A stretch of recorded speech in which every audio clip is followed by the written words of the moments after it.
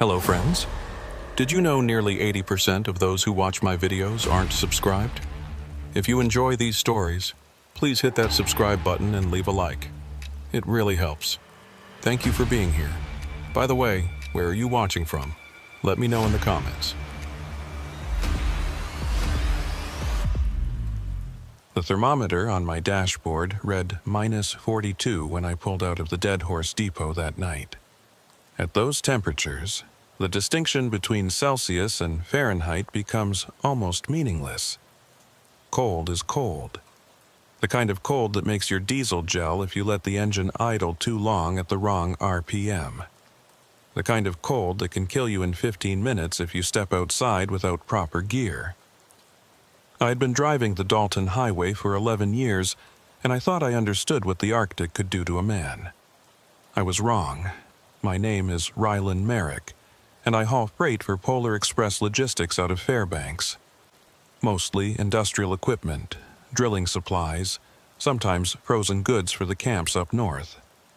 The Dalton is 400 miles of gravel, ice, and isolation, stretching from just north of Fairbanks all the way to Prudhoe Bay. In summer, it is brutal. In winter, it is something else entirely. Something that gets into your bones and stays there.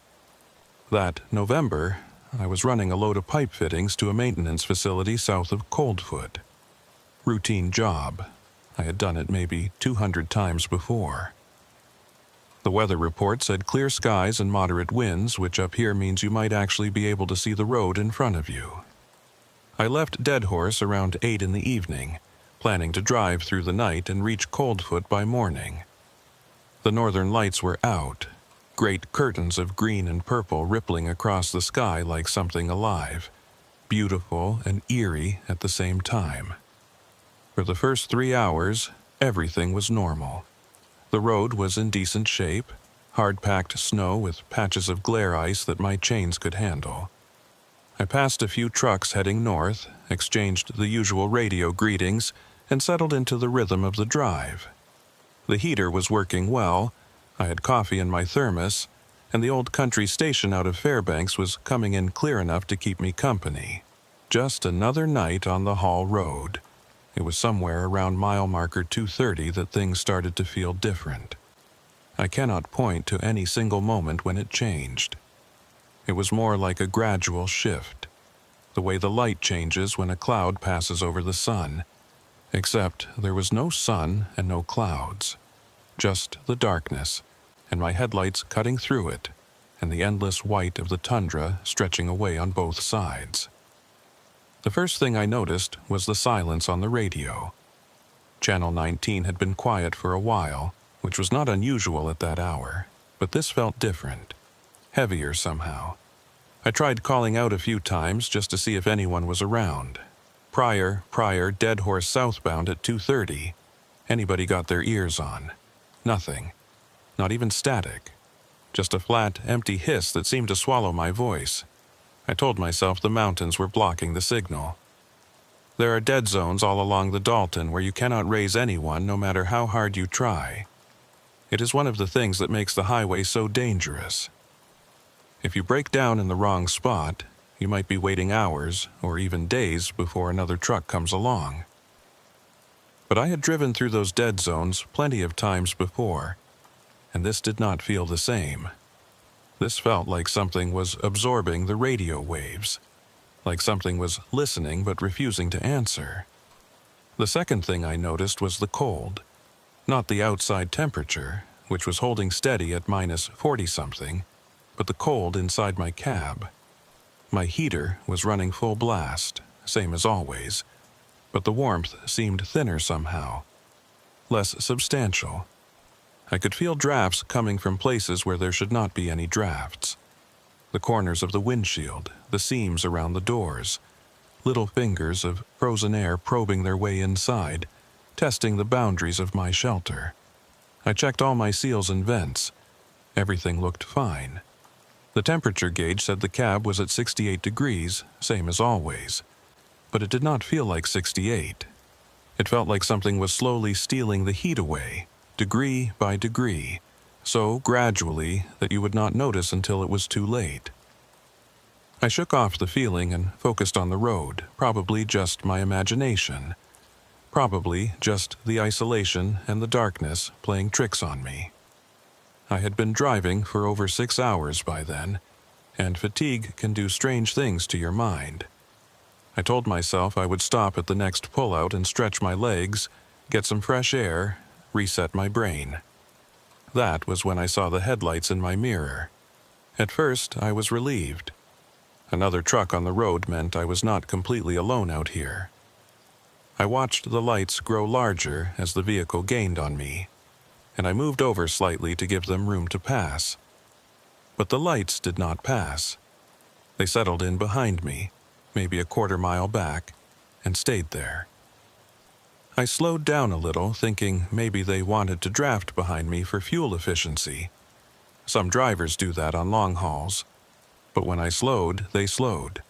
When I sped up, they sped up, always maintaining that same distance, always those same twin points of light floating in the darkness behind me. I grabbed my radio and tried to raise them. Southbound truck behind me on the Dalton. This is Merrick in the blue Kenworth. You want to come on around me, or are you planning to follow me all the way to Fairbanks? I kept my tone light, joking. Just one driver talking to another. But there was no response. Just that empty hiss that seemed even flatter than before. Maybe their radio was out. It happens. I decided to pull over at the next wide spot and let them pass. There was a pullout coming up in about 2 miles, a place where the road widened enough for trucks to stop without blocking traffic. I put on my signal and started to slow down.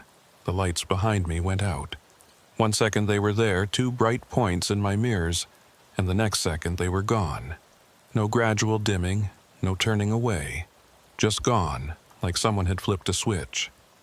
I stared at my mirrors for a long moment, trying to understand what I was seeing. The road behind me was completely dark, empty, as if there had never been another truck there at all. I pulled into the pullout anyway and stopped. My hands were shaking slightly as I put the truck in park, and I told myself it was just the cold. I grabbed my flashlight and climbed down from the cab, the frozen air hitting me like a physical blow. My breath came out in thick white clouds that hung in the air for a moment before dissipating. The silence was absolute. No wind, no engine noise from another vehicle. No sound at all except the ticking of my own truck as the engine cooled. I walked back along the road, shining my flashlight into the darkness. The beam seemed weak out here, swallowed up by the night almost immediately. I could see maybe 50 feet before the light just gave up and faded into nothing. The road behind me was empty. No tire tracks except my own. No sign that another vehicle had been there at all. I stood there for maybe 5 minutes, feeling the cold seep through my layers, listening to the silence. The northern lights were still dancing overhead, but they seemed dimmer now, farther away. I had the sudden irrational feeling that I was being watched, that something out there in the darkness was looking back at me, waiting to see what I would do. I got back in my truck and sat there for a while with the engine running, trying to make sense of what had happened. Maybe I had imagined the whole thing. Fatigue hallucination. It was not unheard of on these long night runs. Your eyes play tricks. Your brain fills in patterns that are not there. I had probably seen a reflection from my own lights, or headlights from a truck on a parallel stretch of road, or something else that had a perfectly reasonable explanation. But I did not believe it. I had been driving too long to mistake a reflection for a real vehicle. Those lights had been following me, deliberately, and then they had vanished in a way that lights do not vanish. I thought about Joel Bracken. Joel was my regular convoy partner on the longer runs, a solid driver with 20 years on the haul roads. He was supposed to be running ahead of me that night, hauling a load of drilling equipment to the same facility in Coldfoot. We had planned to meet up at the Yukon River crossing and run the rest of the way together. Safety in numbers, especially in winter. But Joel had radioed me that afternoon to say he was running late. Mechanical trouble in Dead Horse. He would be a few hours behind me. I tried to raise him on the radio. "Joel, this is Rylan. You got your ears on, buddy." Nothing. That same flat silence. I tried Marla Kinsey at dispatch, but she was not answering either. The radio was not broken. I could hear the static the empty carrier wave. But no one was responding. I sat there in my cab watching the northern lights pulse and shimmer above the frozen tundra, and I felt more alone than I had ever felt in my life. It was not just the isolation. I had been alone on the road plenty of times. This was something else. This was the feeling that the world I knew had somehow slipped away while I was not looking, and I was now in a place that looked the same but was not the same. A place where the rules were different. I checked my GPS unit. It was showing my position correctly, right there on the Dalton Highway about 30 miles north of the Yukon River. Everything looked normal on the screen. The route, the mile markers, the terrain. But the estimated time to Coldfoot was wrong. It should have said about 3 hours. Instead, it said 7 hours and 42 minutes. I stared at the screen, trying to understand. Maybe the system had recalculated based on traffic or road conditions. But there was no traffic out here, and the road conditions had not changed. I reset the unit and entered my destination again. This time, it said 4 hours and 15 minutes. I reset it again, 6 hours and 3 minutes. Each calculation different from the last, as if the distance to Coldfoot kept changing.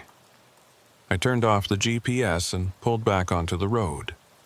I would navigate by mile markers like we used to do before all the electronic equipment. The Dalton Highway is well marked. You always know where you are if you pay attention to the signs. I did not need a satellite to tell me how to get to Coldfoot.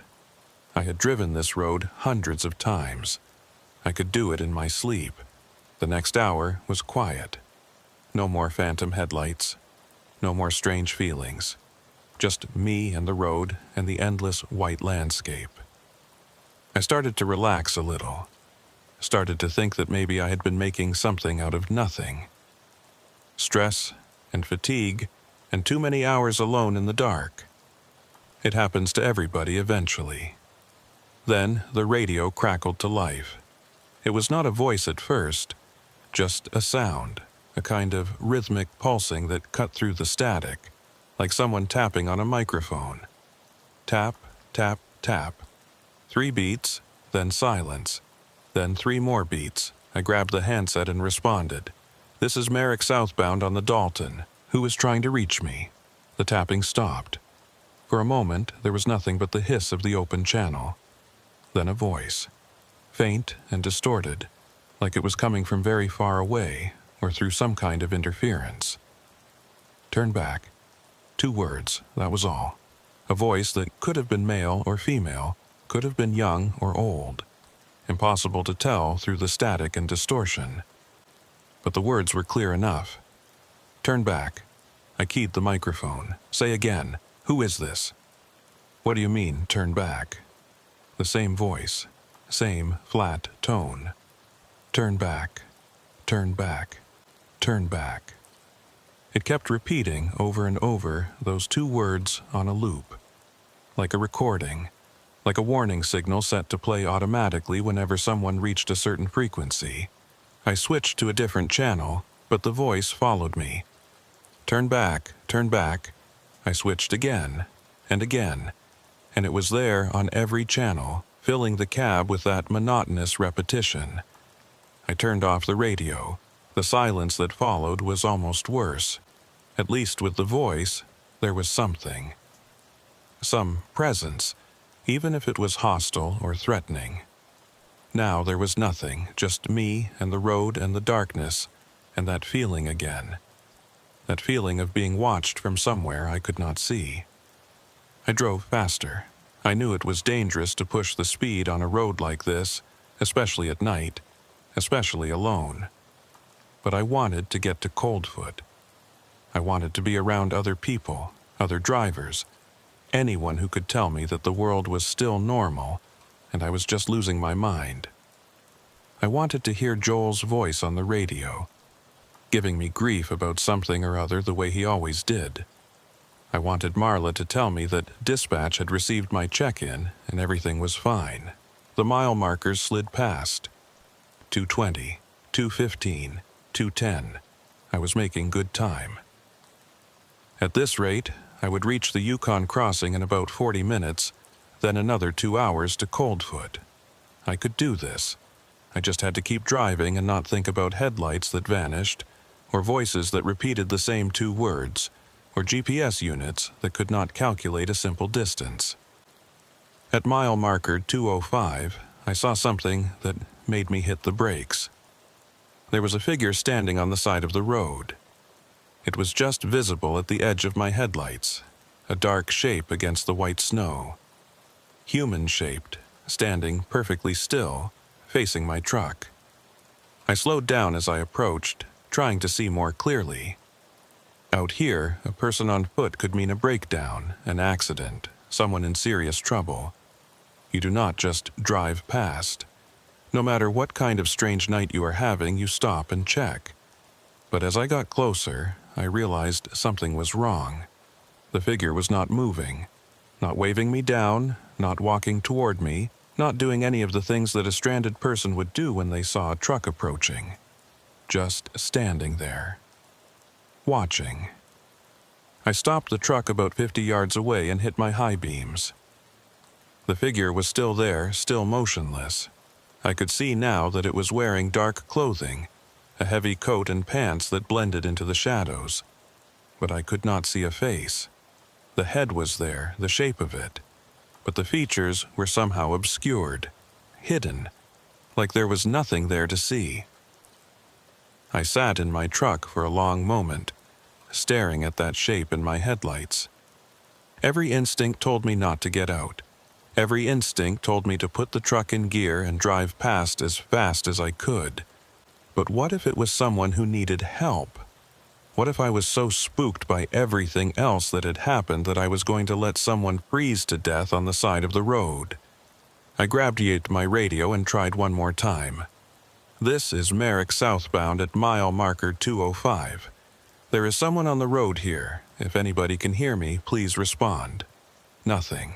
I looked at the figure again.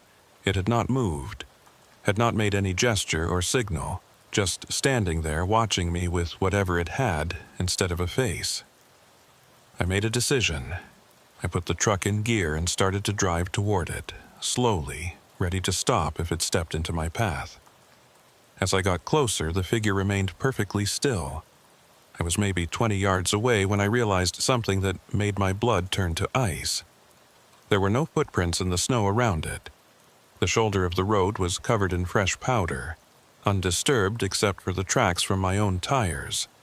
But around the figure, the snow was smooth and unbroken, as if it had not walked there at all, as if it had simply appeared, materializing out of the frozen air like a thought made solid.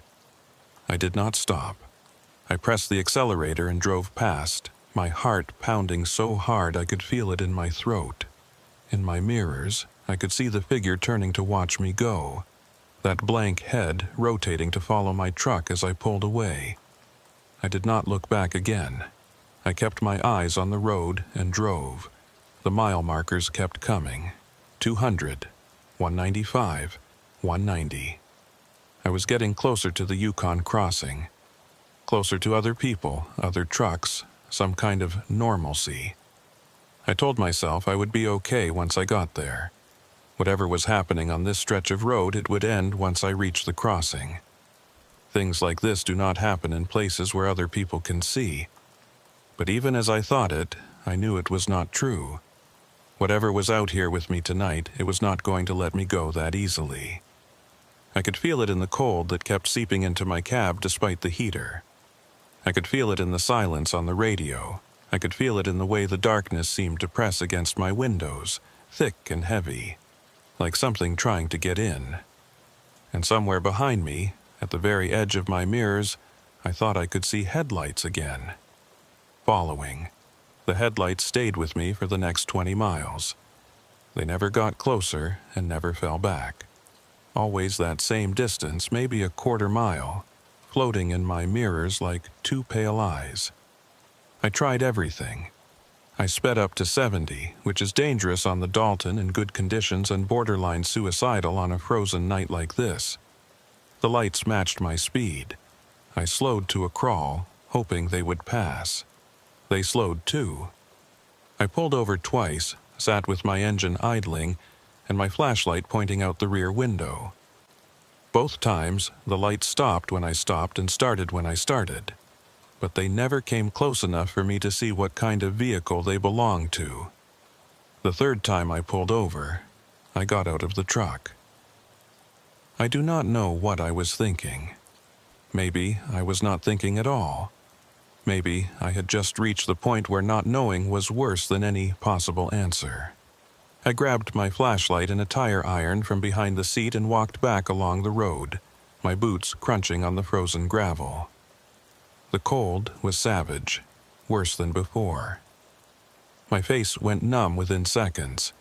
My eyes watered and the tears froze on my cheeks. But I kept walking, pointing my flashlight at those distant headlights, trying to see past them to whatever was behind. I walked maybe 200 yards. The headlights did not move. They just sat there, burning in the darkness, watching me approach. I could feel my heart hammering against my ribs.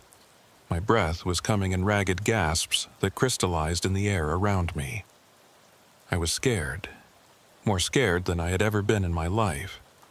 But I was also angry. Angry at whatever was playing this game with me. Angry at my own fear. When I was about 100 yards from the lights, they went out, just like before. 1 second there, the next second gone. I stood in the middle of the road, flashlight shaking in my hand, staring at the empty darkness where the lights had been. Nothing. No engine sound, no movement, no tire tracks in the snow, just the night and the cold and the silence pressing in from all sides. I ran back to my truck. I am not ashamed to admit it. I ran like a frightened child, my lungs burning from the frozen air, my legs clumsy in my heavy gear. I climbed into the cab and locked the doors and sat there shaking for a long time before I trusted myself to drive again. The Yukon River crossing was supposed to be 15 miles ahead. I had been watching the mile markers carefully, counting them down. 185, 180, 175. But when I looked at my odometer, the numbers did not make sense. According to my calculations, I should have reached the crossing by now. I should have seen the bridge, the buildings, the lights of the maintenance station. Instead, there was just more road, more darkness, more empty tundra stretching away under the dancing northern lights. I checked my GPS again. The screen was flickering now, the display jumping between different views like it could not decide what to show me. For a moment, I saw my position clearly, right there on the highway about 5 miles north of the crossing. Then the screen scrambled into static. Then it showed me somewhere else entirely, a location in the Brooks Range that was at least 50 miles from where I should have been. Then static again, then my correct position. Then nothing. I turned it off and drove by instinct. I knew this road. I had driven it so many times that I could feel the curves and grades in my bones. The crossing had to be close. It had to be. The radio came back on by itself. I had not touched it. I had left it off after that voice started repeating. But suddenly it was on again, volume turned up high, filling the cab with static and fragments of sound. I reached for the knob to turn it off, but then I heard something that made me stop. Rylan, my name, spoken clearly through the static. A voice I almost recognized. Rylan, this is Joel. Do you copy? Joel, my convoy partner, the man who was supposed to be running behind me tonight. I grabbed the handset so fast I almost dropped it. Joel, I read you. Where are you, buddy? I have been trying to raise you for hours. Static. Long seconds of nothing. Then his voice again, but different this time. Distorted. like it was being filtered through something that did not quite understand how human speech worked. "I am behind you, Rylan. I have been behind you the whole time." My blood went cold. I looked in my mirrors, but the road behind me was dark. No headlights. No sign of another vehicle. "Joel, I do not see you. What is your position?" "Right behind you." His voice was flat now, emotionless. "I have been following you since Dead Horse. Why did you not stop when I flashed my lights?" "I did stop," I said. "I stopped 3 times. There was no one there. I was there, Rylan. I am always there. Why will you not look at me?" The hairs on my arms were standing up. This was not Joel. Whatever was speaking through that radio, using that voice, it was not my friend.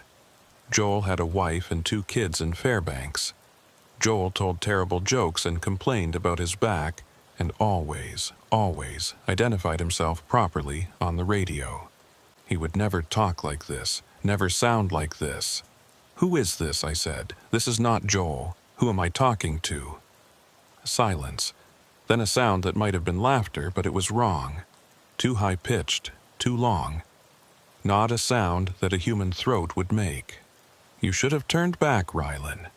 The voice was different now, deeper, older. That same voice that had been repeating those 2 words. "Now it is too late." The radio went dead. Not just silent, but dead. The power light off, the display blank. I tried the switch, tried changing channels, tried everything. Nothing worked. The radio was gone. I drove faster. The landscape was changing. I had not noticed it at first, too focused on the road and the radio and the headlights that kept appearing and disappearing. But now I could see that the terrain was not right. The Dalton Highway runs through river valleys and mountain passes, with specific landmarks at specific locations. I knew them all. The gentle curves near the Chandelar Shelf, the steep grades on the south side of Atigan Pass, the long, straight stretch approaching the Yukon.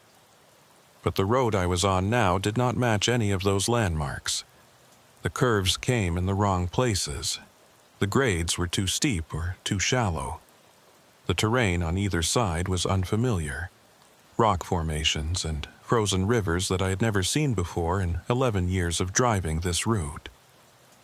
I told myself it was just the darkness, just the disorientation of driving alone at night with no radio and no GPS and nothing but my own headlights to show me the way.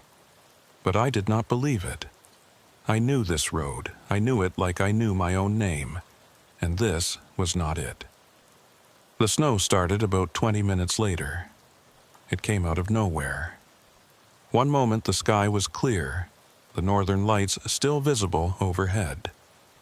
The next moment the air was thick with white, flakes so dense I could barely see the hood of my own truck. I slowed to a crawl, my headlights reflecting off the wall of snow in front of me. Visibility dropped to maybe 10 feet, then 5, then nothing at all. I had been through whiteouts before. They are a fact of life on the Dalton, especially in winter. You slow down, you stay calm, you keep your wheels on the road and wait for it to pass. But this was different. This snow was not behaving like normal snow. It was not falling from above so much as appearing all around me, materializing out of the air itself. And it was not cold. Or rather, it was cold, but it felt wrong, artificial, like the cold from an open freezer rather than the cold of a natural storm. I stopped the truck. There was no point in driving when I could not see the road. I would wait it out, let the storm pass, then continue to the crossing. It could not be far now. It could not be. The silence in the cab was total. With the radio dead and the engine idling low, there was nothing to hear but my own breathing and the soft hiss of snow against the windshield. I sat there in that cocoon of white, feeling very small and very alone. Feeling like the rest of the world had disappeared and left me here in this one small pocket of existence, cut off from everything I knew. That was when I heard the knocking. 3 sharp raps against the driver's side door, like someone standing outside, asking to be let in. I jumped so hard I hit my head on the roof of the cab. My heart was pounding, my hands shaking. I looked at the door, but the window was completely covered with snow. I could not see anything outside, could not tell if there was really someone there or if the sound had come from somewhere else, the engine, the frame, something shifting in the cold. 3 more raps, louder this time, more insistent. "Who is there?" I called out. My voice sounded strange in the silence of the cab, thin and weak. "Hello? Who is out there?" No answer, just the snow and the silence and the feeling of something waiting on the other side of the door. I thought about the figure I had seen earlier, standing on the side of the road with no footprints around it, standing there in the cold with nothing where its face should be. If that thing was outside my door right now, if it was trying to get in. The knocking came again, but this time it was not on the door. It was on the windshield, right in front of me, right where my face would be if the glass was not there. Rap, rap, rap. I could see the snow moving with each impact, something pressing against the windshield from outside, hard enough to shake the glass in its frame. I shrank back in my seat, pressing myself against the far side of the cab, as far from the windshield as I could get. My hand found the tire iron on the passenger seat and I gripped it tight, knowing it would be useless against whatever was out there, but needing to hold something solid anyway. The knocking stopped. I sat there for a long time, barely breathing, waiting for it to start again. But there was nothing. Just the snow and the silence. Whatever had been outside my truck, whatever had been trying to get my attention, it had gone away. Or it was waiting. After maybe 15 minutes, the snow began to thin. The wall of white in front of my windshield slowly became translucent, then transparent. I could see shapes emerging from the storm, the road, the shoulder, the tundra beyond. Everything covered in fresh powder, smooth and unbroken. I looked around for tracks, footprints, any sign that something had been standing outside my truck. But there was nothing. The snow around my vehicle was pristine, undisturbed, just like the snow around that figure on the road, just like there had been nothing there at all. I did not believe it. I had heard those knocks. I had felt the windshield shake. Something had been out there, something real and solid. But the snow told a different story. The snow said I was alone. I put the truck in gear and started driving again. The storm had passed as quickly as it had come, and the sky was clear once more. The northern lights were back, dancing and shimmering, but they looked different now. Redder, angrier, like something had disturbed them, stirred them up from their usual gentle movements into something more violent. The mile markers started appearing again. 165, 160, 155. I was getting closer to the crossing. I had to be. The numbers did not lie. I just had to keep driving and trust the road to take me where I needed to go. At mile marker 150, I saw the other truck. It was parked on the shoulder facing south, hazard lights blinking. A big blue Kenworth, same model as mine, same color, even the same company logo on the door. I slowed down as I approached, trying to see inside the cab. Maybe it was Joel. Maybe he had gotten ahead of me somehow and broken down. Maybe this whole nightmare was about to end with a simple explanation and a story we would tell other drivers for years. But as I pulled alongside the other truck, I saw that the cab was empty. The door was hanging open, the interior light on, but there was no one inside. No driver, no passenger. Just an empty seat and a coffee cup sitting on the dashboard. Steam still rising from the liquid inside. I stopped my truck and sat there for a moment, looking at that other Kenworth, looking at the coffee cup. Whoever had been driving that truck had left very recently. So recently that their coffee was still warm. But where had they gone? There was nothing out here. No buildings, no shelter, no reason for anyone to step away from their vehicle. And in this cold, no one would leave their door hanging open, not for any reason.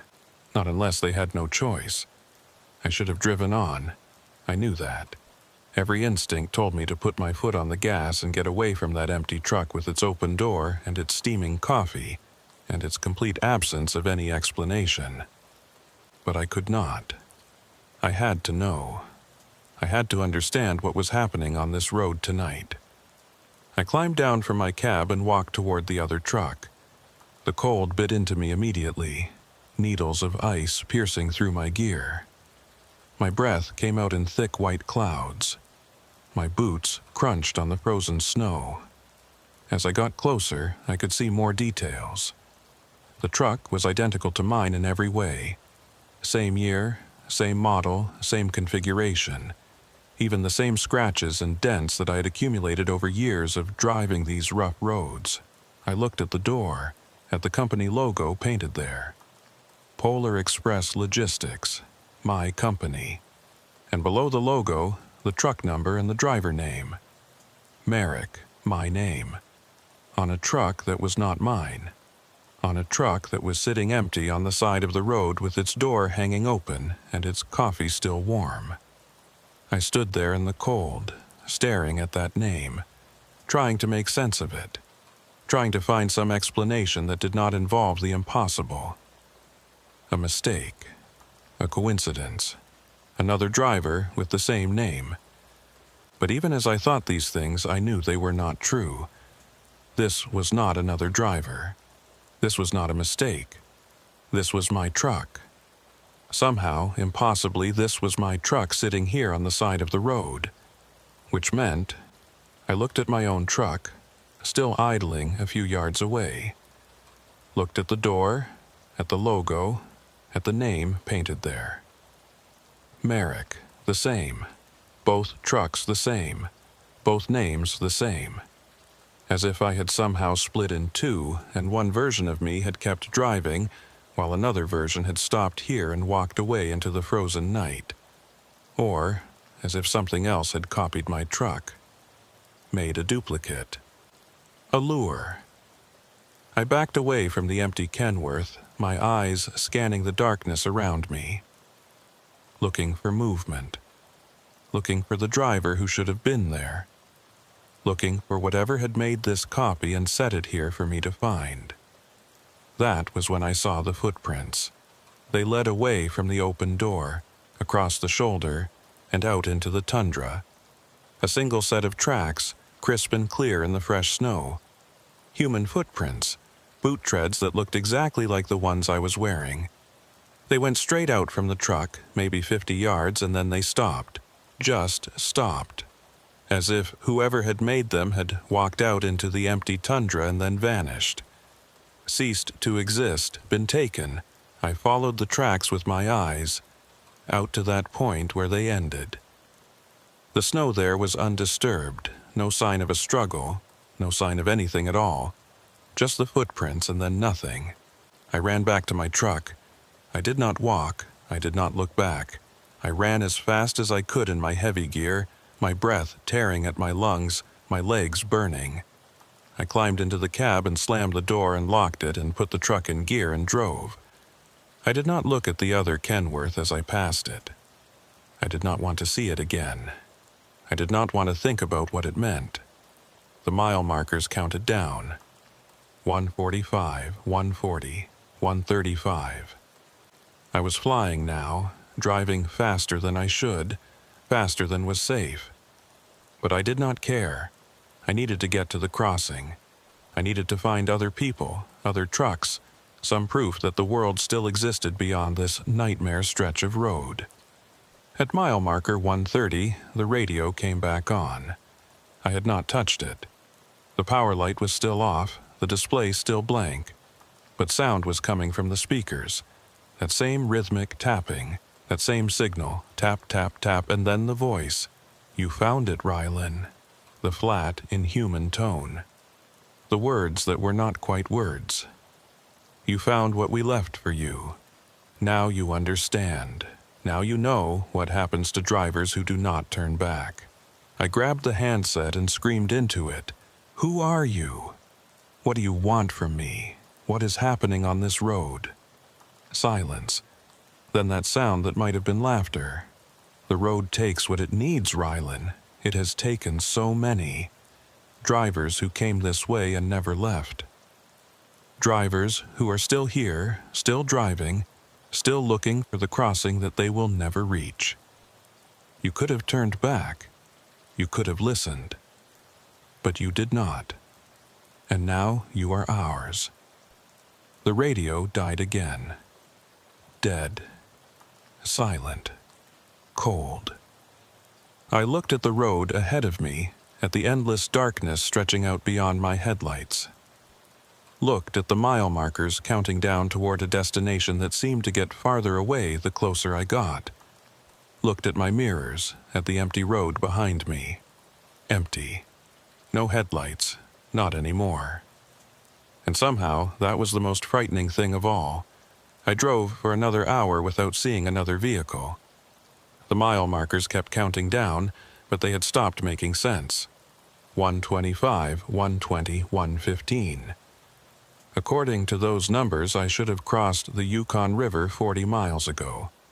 I should have been well past Coldfoot by now, climbing toward Adigun Pass, leaving this nightmare behind. But the crossing never came. The bridge never appeared. Just more road, more darkness, more frozen tundra stretching away into nothing. I had stopped checking my odometer. The numbers there did not match the mile markers, and they did not match my own sense of how far I had traveled. Time had become slippery too. My dashboard clock said it was just past 3 in the morning, but it felt like I had been driving for days, weeks, like the night had stretched itself out around me and refused to end. The cold was getting worse. My heater was still running full blast, the fan on high, the temperature gauge showing 68 degrees. But the cab felt like an icebox.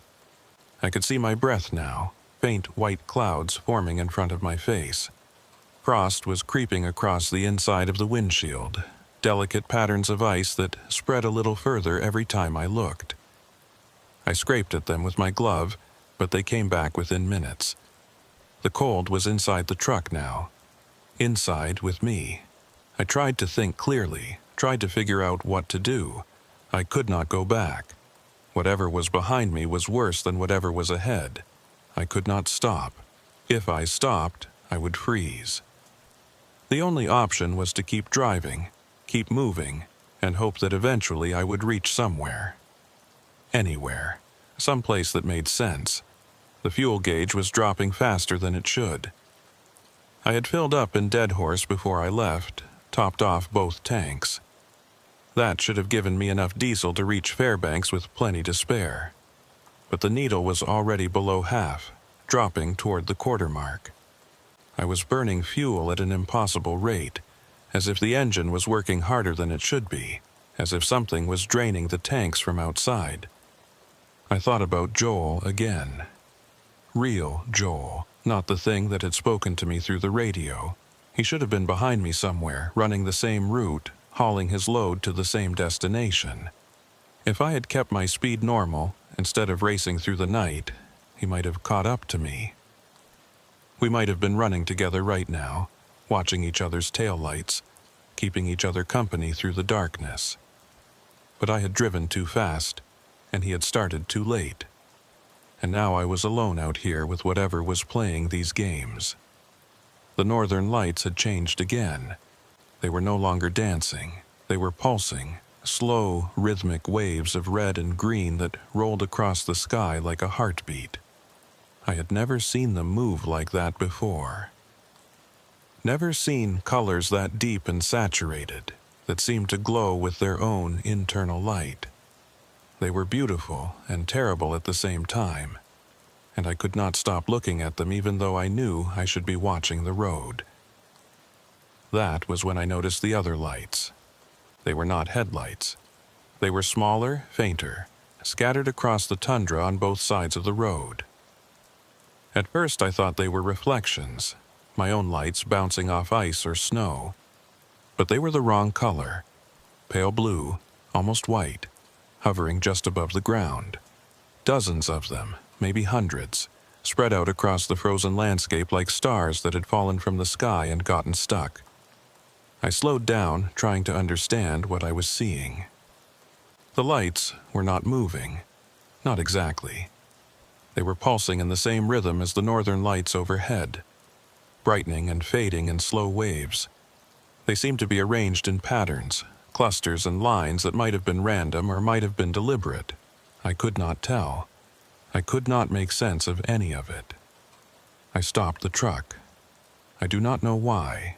I had promised myself I would not stop again. Not after the other Kenworth. Not after the footprints that led nowhere. But something about those lights made me need to look closer. Made me need to understand. I sat in my cab and stared out at the tundra. The lights were everywhere now, covering the landscape as far as I could see. They were not reflections. They were not natural. They were something else, something that should not exist, and they were surrounding me. One of them started moving. It rose up from the ground, slowly, drifting toward the road, toward my truck. It was maybe the size of a softball, pale blue and glowing, and it moved with a kind of purpose that made my skin crawl, like it knew where it was going, like it was coming for me specifically. I watched it approach, watched it float across the shoulder and come to rest right outside my driver's side window. It hovered there, pulsing gently, and I had the sudden overwhelming feeling that it was looking at me, that there was something inside that light, some intelligence, some awareness, that it wanted something from me. I pressed myself back against the passenger side of the cab as far from that light as I could get. My hand found the tire iron again. My heart was hammering so hard I could feel it in my throat. The light just hovered there, patient, waiting. The cold in the cab got worse. I could feel it now, a physical presence, pressing against my skin, seeping into my bones. Then the light moved again. It drifted forward toward the windshield and passed through. I do not mean it broke the glass. I mean it passed through, like the windshield was not there at all. One moment it was outside, and the next moment it was inside, hovering in the air in front of me. I could feel the cold coming off it. A deep, aching cold that made the Arctic night seem warm by comparison. I could feel something else, too. A pressure in my head. A presence. Something trying to get inside my mind the way it had gotten inside my truck. I swung the tire iron. I do not know what I expected to happen. You cannot hit light. You cannot hurt something that has no substance. But I swung anyway, a wild, desperate swing, and the iron passed through the light and hit the dashboard with a crack that echoed through the cab. The light flickered, wavered. Then it drifted backward, through the windshield again, and rejoined the others outside. For a long moment, nothing happened. The lights just hung there, hovering over the tundra, pulsing in their slow rhythm. Then, all at once, they went out. Darkness.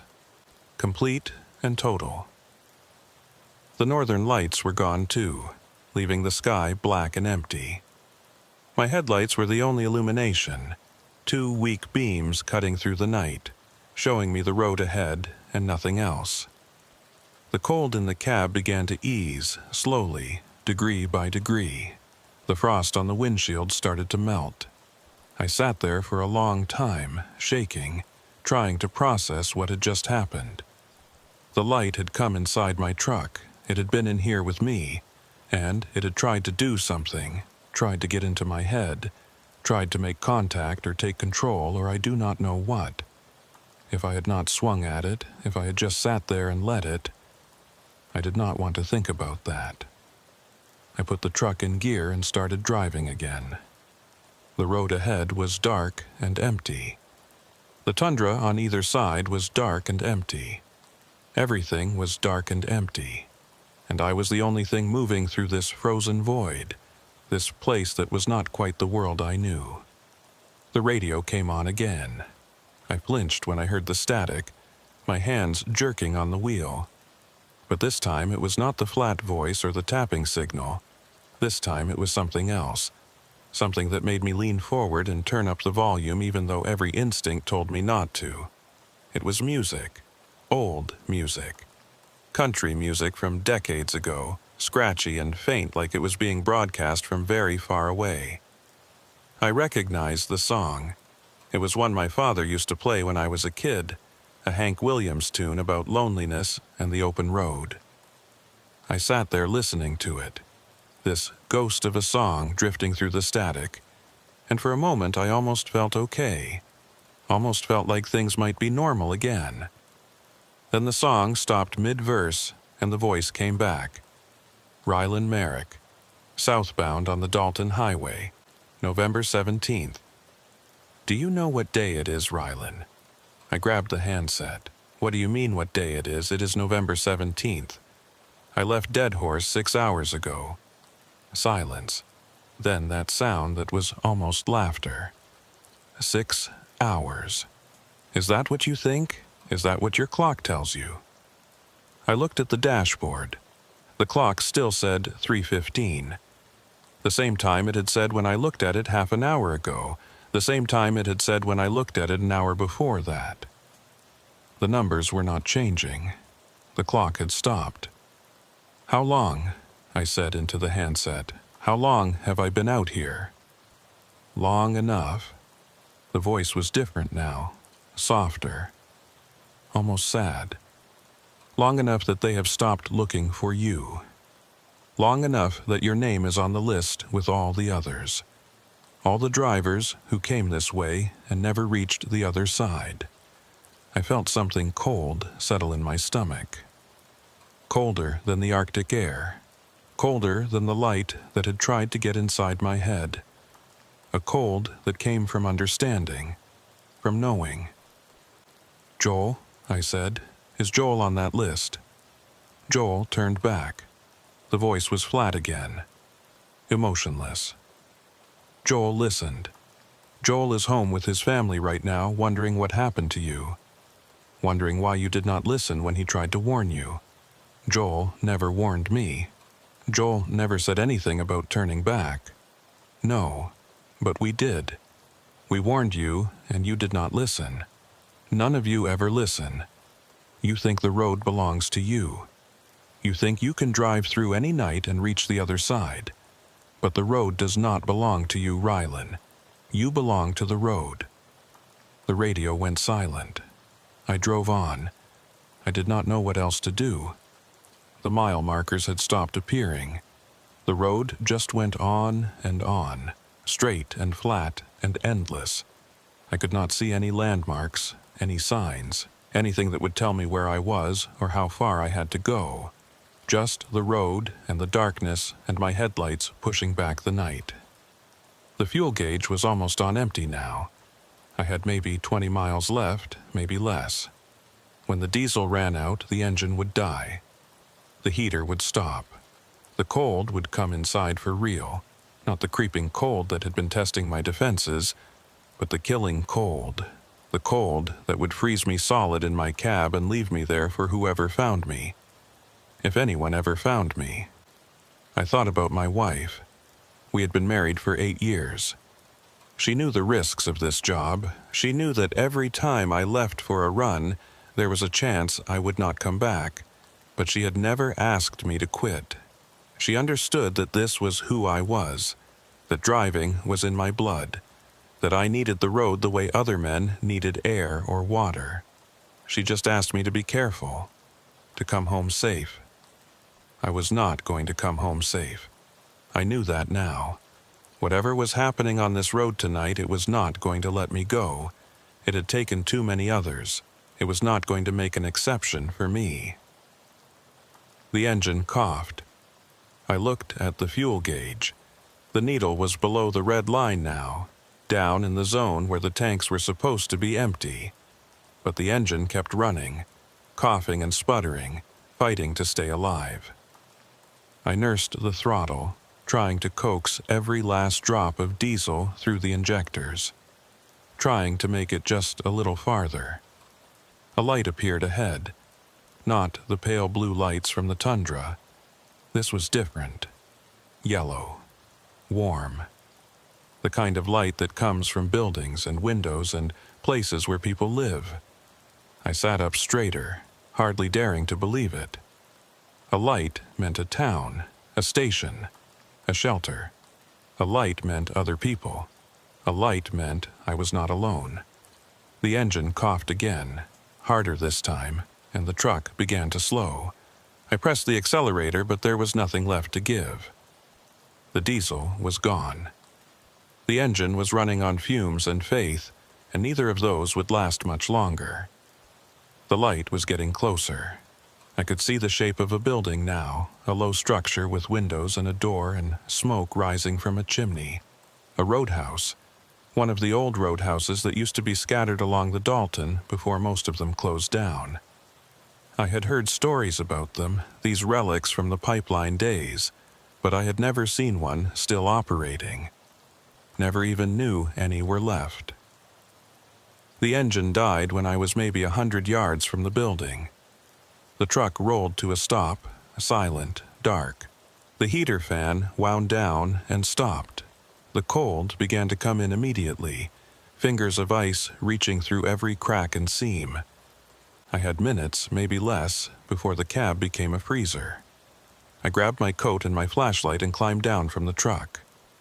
The cold hit me like a wall, so intense it took my breath away. I could feel my skin tightening, my lungs burning. The roadhouse was 100 yards away. I just had to make it 100 yards. I started walking, running. My legs were stiff from hours in the cab, and my gear was heavy, and the cold was doing everything it could to stop me. But the light was there, warm and yellow and real, and I kept my eyes on it and did not look back. The door of the roadhouse opened when I was maybe 20 feet away. A figure stood there, backlit by the glow from inside. I could not see features, could not tell if it was a man or a woman, just a shape, waiting, watching me approach. I reached the door and pushed past the figure, into the warmth, into the light. I stood there gasping, shaking, feeling the heat soak into my frozen body, feeling like I had been saved, like I had made it, like the nightmare was finally over. Then I turned around and looked at the figure who had opened the door, and the nightmare got worse. The man standing in the doorway was wearing my face. Not a similar face, not a family resemblance. My face. The same eyes, the same jaw, the same scar above the left eyebrow, where I had cut myself on a truck mirror 15 years ago. He was wearing the same clothes I was wearing, the same coat, the same boots. He was looking at me with an expression I had seen in my own mirror 1,000 times. That mixture of exhaustion and wariness that comes from too many hours on the road. I stumbled backward, away from him, and hit a table behind me. The impact knocked over a coffee cup and I heard it shatter on the floor, but I did not look down. I could not take my eyes off the thing that looked like me. It smiled, my smile. The crooked one that my wife always said made me look like I was getting away with something. "You made it," it said, my voice. Exactly my voice, down to the slight rasp I get when I have been talking too long or breathing too much cold air. "We were not sure you would. Most of them do not make it this far." I tried to speak, but nothing came out. My throat was frozen. My whole body was frozen, and not from the cold. The thing that looked like me stepped closer. I could see now that it was not perfect. The details were right, but there was something wrong with the way they fit together. The proportions were slightly off. The movements were too smooth, too fluid, like something that had learned to imitate a human being but did not quite understand how the pieces were supposed to work. "You have questions," it said. "They always have questions. But the questions do not matter. The answers do not matter. The only thing that matters is that you are here now, with us." I found my voice. "What are you?" It tilted its head. that gesture I make when I am thinking about something. We are what the road makes. We are the drivers who did not turn back. We are the ones who kept going when we should have stopped, who pushed through when we should have listened. We are you, Rylan. Or we will be. I looked around the roadhouse for the first time. It was old, run down, the kind of place that had not seen maintenance in decades. The furniture was covered in dust. The windows were dark and grimy. There were other people sitting at tables and standing along the walls, and every single one of them was looking at me. Men and women of different ages, different builds, different faces. But they all had that same wrongness, that same sense of pieces that did not quite fit. And on the wall behind the bar, there were photographs. Dozens of them, maybe hundreds, pinned up in overlapping layers. Photographs of trucks. Kenworths and Peterbilts and Freightliners, old models and new models, all of them parked on the side of a road that looked like the Dalton Highway. And in front of each truck, a driver, posing, smiling, looking at the camera like they had just finished a successful run and wanted to commemorate the moment. I recognized some of the faces from missing persons reports. Drivers who had disappeared on the haul roads over the years. Drivers whose trucks had been found empty and abandoned, whose families had never learned what happened to them. They were all here, all on that wall, all smiling at the camera like nothing was wrong. You will be on the wall too, the thing with my face said. Everyone ends up on the wall eventually. It is not so bad. You get used to it. You forget what it was like before. You forget that you ever wanted anything else. No. I backed towards the door, my hands out in front of me like that could stop them if they decided to rush me. I am not staying here. I am getting back in my truck, and I am driving out of here, and I am going home. Your truck is empty. No fuel, and even if it was not, it would not matter. You cannot drive out of here, Rylan. No one drives out. The only way out is to walk, and no one survives the walk. The cold takes them. It always takes them. The other figures in the roadhouse were moving now, drifting closer, surrounding me. I could see their faces more clearly, and the wrongness was more obvious up close. Skin that was too smooth. Eyes that did not blink. Mouths that smiled but did not quite match the expressions above them. They were copies. Imitations. Things that wore human faces but were not human anymore. I hit the door with my back and grabbed the handle. The thing with my face shook its head. You will die out there. The cold is -50 tonight and your truck is dead. You would not make it a mile. Stay here. Stay with us. It is warm here. It is safe. Safe. I looked at those faces, those wrong smiling faces, and I thought about what it would mean to stay, to become one of them, to forget my wife, my life, everything I had been before I took this run, to end up on that wall with all the others smiling at a camera, frozen in a moment that would last forever. I opened the door. The cold hit me like a physical assault, so intense that I gasped and felt the air freeze in my lungs. The thing with my face called out behind me, words I could not understand over the roar of blood in my ears. I did not look back. I stepped out into the night and pulled the door shut and started walking. My truck was a dark shape on the road ahead of me, dead and silent. I walked past it without stopping. There was nothing for me there. The fuel was gone, and even if it was not, I was not sure I trusted anything about that truck anymore. I was not sure it was really my truck. I was not sure anything was really what it appeared to be out here. The cold was killing me. I could feel it happening, feel my body shutting down piece by piece. My fingers went first, then my toes, then my hands and feet. The shivering stopped after a few minutes, and I knew that was bad. Knew it meant my core temperature was dropping too far, but I kept walking. The road stretched out ahead of me, empty and dark. and I followed it because it was the only thing left to follow. I do not know how long I walked. Time had stopped meaning anything. The darkness was absolute.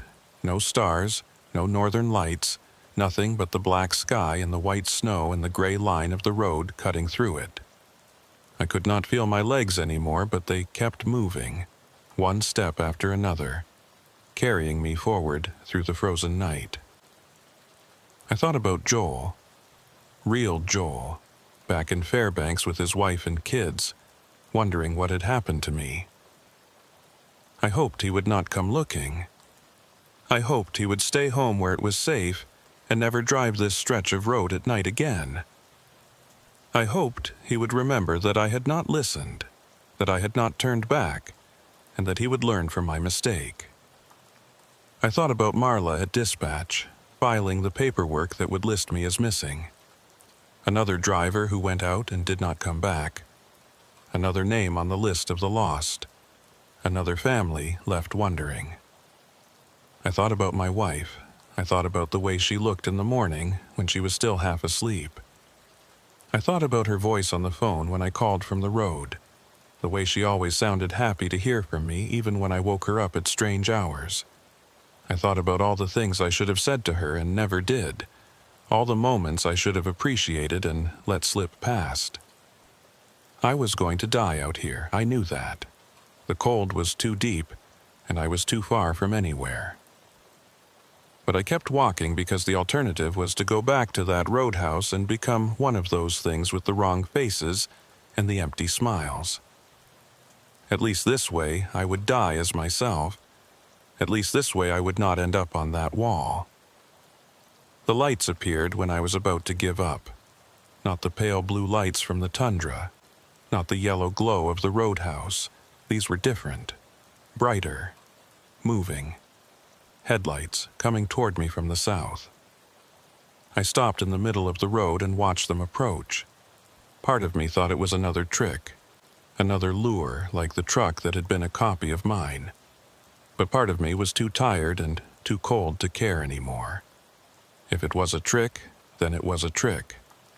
At least it would be over. The truck stopped in front of me. A big Peterbilt, red and chrome, with running lights blazing and a CB antenna on the roof. Real. Solid. The most beautiful thing I had ever seen. The driver's door opened and a man climbed down. He was big, broad-shouldered, with a gray beard and a weathered face. He looked at me standing there in the road, and his expression went from surprised to concerned to something like fear. "Jesus Christ," he said. "How long have you been out here? You look half dead." I tried to answer, but my mouth would not work. The cold had gone too deep. I could not feel anything anymore, could not make my body do what I wanted it to do. The man grabbed me and half carried me to his truck, boosting me up into the cab. The heat inside was overwhelming, painful, like being stabbed with 1,000 needles as my frozen skin started to come back to life. I sat there shaking and gasping while the driver got back behind the wheel and put the truck in gear. "I am taking you to Coldfoot," he said. "There's a medical station there. We need to get you looked at. What happened to your truck?" I tried to tell him, tried to explain about the lights and the radio and the roadhouse with the wrong people, but the words would not come out right. They kept getting tangled up, mixed together, and I could see from his expression that I was not making any sense. "It is okay," he said. "Just rest. We will get you sorted out at Coldfoot." I leaned back in the seat and closed my eyes. The heat was soaking into me, pushing out the cold, bringing me back to life. I could feel my fingers again, my toes, the parts of me that I had thought were gone for good. I was going to survive. Somehow, impossibly, I was going to survive. I opened my eyes and looked at the driver. The dashboard lights were casting his face in green and red shadows, making him look strange, unfamiliar. I studied his profile, his hands on the wheel, the way he held himself in the seat. He looked normal. He looked human. But so had the thing in the roadhouse at first. So had all of them, until you got close enough to see the wrongness. "What is your name?" I asked. My voice was a croak, barely audible. He glanced at me. "Garrison," he said. "Pete Garrison. I run freight out of Fairbanks, same as you from the look of your rig back there." "That was yours, right?" "The blue Kenworth." I nodded. "Passed it about 3 miles back. Looked like you ran out of fuel." "Bad luck, running dry out here in the middle of nowhere. You are lucky I came along when I did." I kept looking at him, kept watching for the signs, the too smooth skin, the eyes that did not blink, the smile that did not match the rest of the face. But I did not see any of that. He just looked like a driver. A normal, tired, middle-aged driver doing his job on a cold night. "How far to Coldfoot?" I asked. "About 40 miles. Hour and a half maybe, depending on conditions. You just rest. I will get you there." I settled back in the seat and watched the road through the windshield. The headlights cut through the darkness, showing me the same empty highway I had been driving all night. The same frozen tundra. The same black sky. But it felt different now. It felt normal. Like I had crossed back over from wherever I had been into the world I knew. The mile markers started appearing again. 95, 90, 85. Counting down toward Coldfoot, toward safety, toward the end of this nightmare. I watched them pass and I let myself believe that it was really over. That I had made it. That I was going home. We reached Coldfoot just as the sky was starting to lighten in the east. The little cluster of buildings appeared around a bend in the road, lights glowing in the windows, smoke rising from chimneys. Real buildings, real people. I had never been so happy to see a truck stop in my life. Garrison pulled into the parking area and helped me down from the cab. There were other trucks there, other drivers moving around, the ordinary bustle of a highway rest stop in the early morning. I stood there in the cold and breathed it in, this beautiful mundane reality that I had thought I would never see again. "Medical station is over there," Garrison said, pointing to a small building at the edge of the lot. "Get yourself checked out. That was a close call you had tonight." I thanked him. I tried to find words for what he had done, for what it meant that he had come along when he did, but nothing seemed adequate. He just nodded like it was nothing, like any driver would have done the same thing and climbed back into his truck. I watched him pull out of the lot and head north toward Dead Horse, toward the road I had just escaped. His taillights dwindled in the distance and then disappeared around a curve, and he was gone. The medical station patched me up. Mild frostbite on my fingers and toes, some hypothermia, nothing permanent. They asked me what had happened, and I told them I had run out of fuel and had to walk. I did not tell them about the lights or the radio or the roadhouse. I did not tell them about the thing that had worn my face. They would have thought I was crazy. Maybe I was crazy.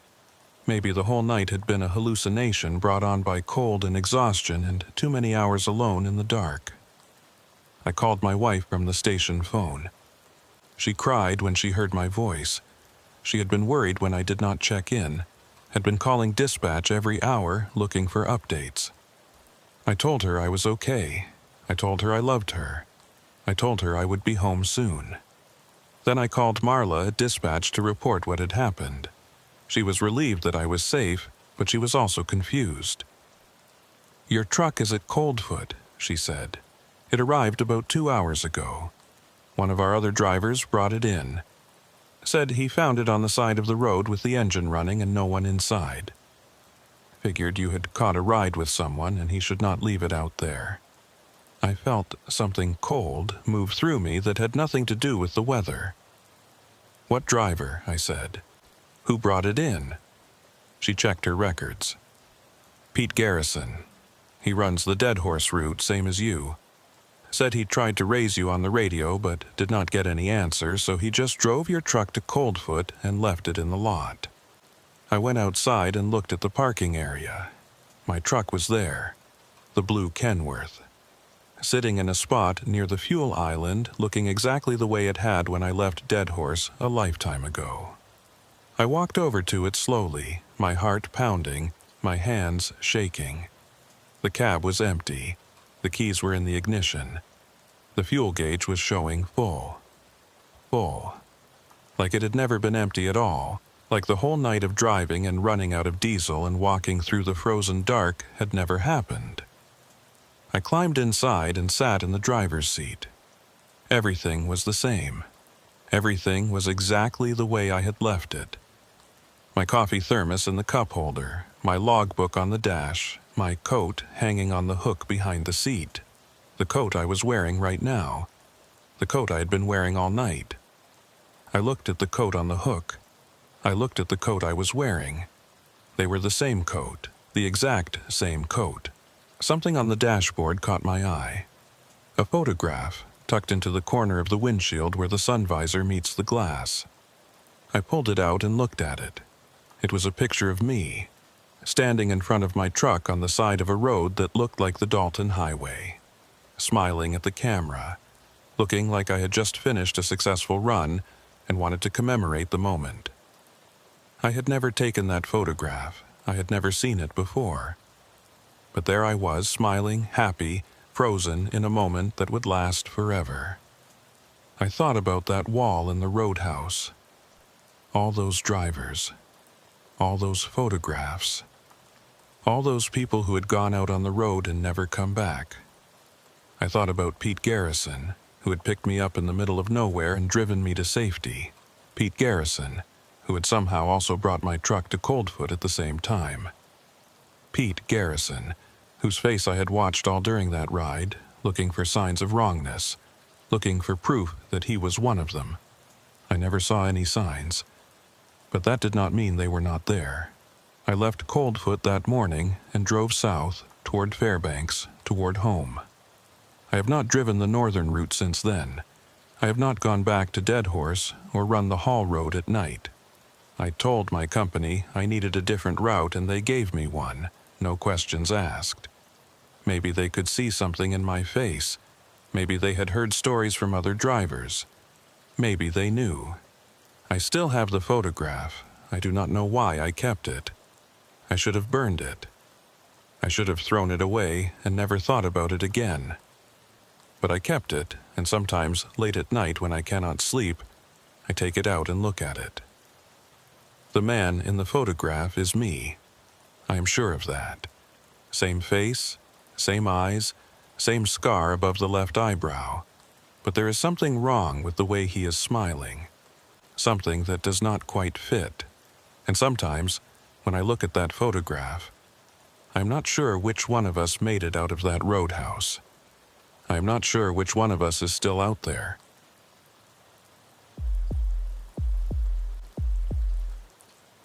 The ice road across Great Slave Lake was supposed to be closed. That was what dispatch told me when I called in from Yellowknife that morning. Temperatures had been fluctuating for 3 days straight, climbing above freezing during the afternoons and then plummeting back down at night. The freeze-thaw cycle was weakening the ice, creating pockets of slush and pressure ridges that could swallow a truck whole. The territorial government had shut down the crossing until conditions stabilized. No exceptions.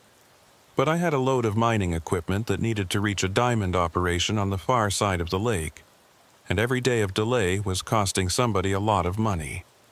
The dispatcher, a woman named Corinne, who had been running freight logistics in the Northwest Territories for 20 years, told me there might be another way.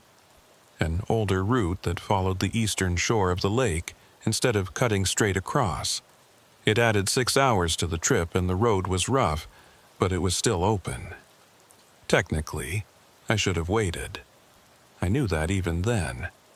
But I had been driving ice roads for 9 years, and I had developed the kind of confidence that comes from surviving things that should have killed you.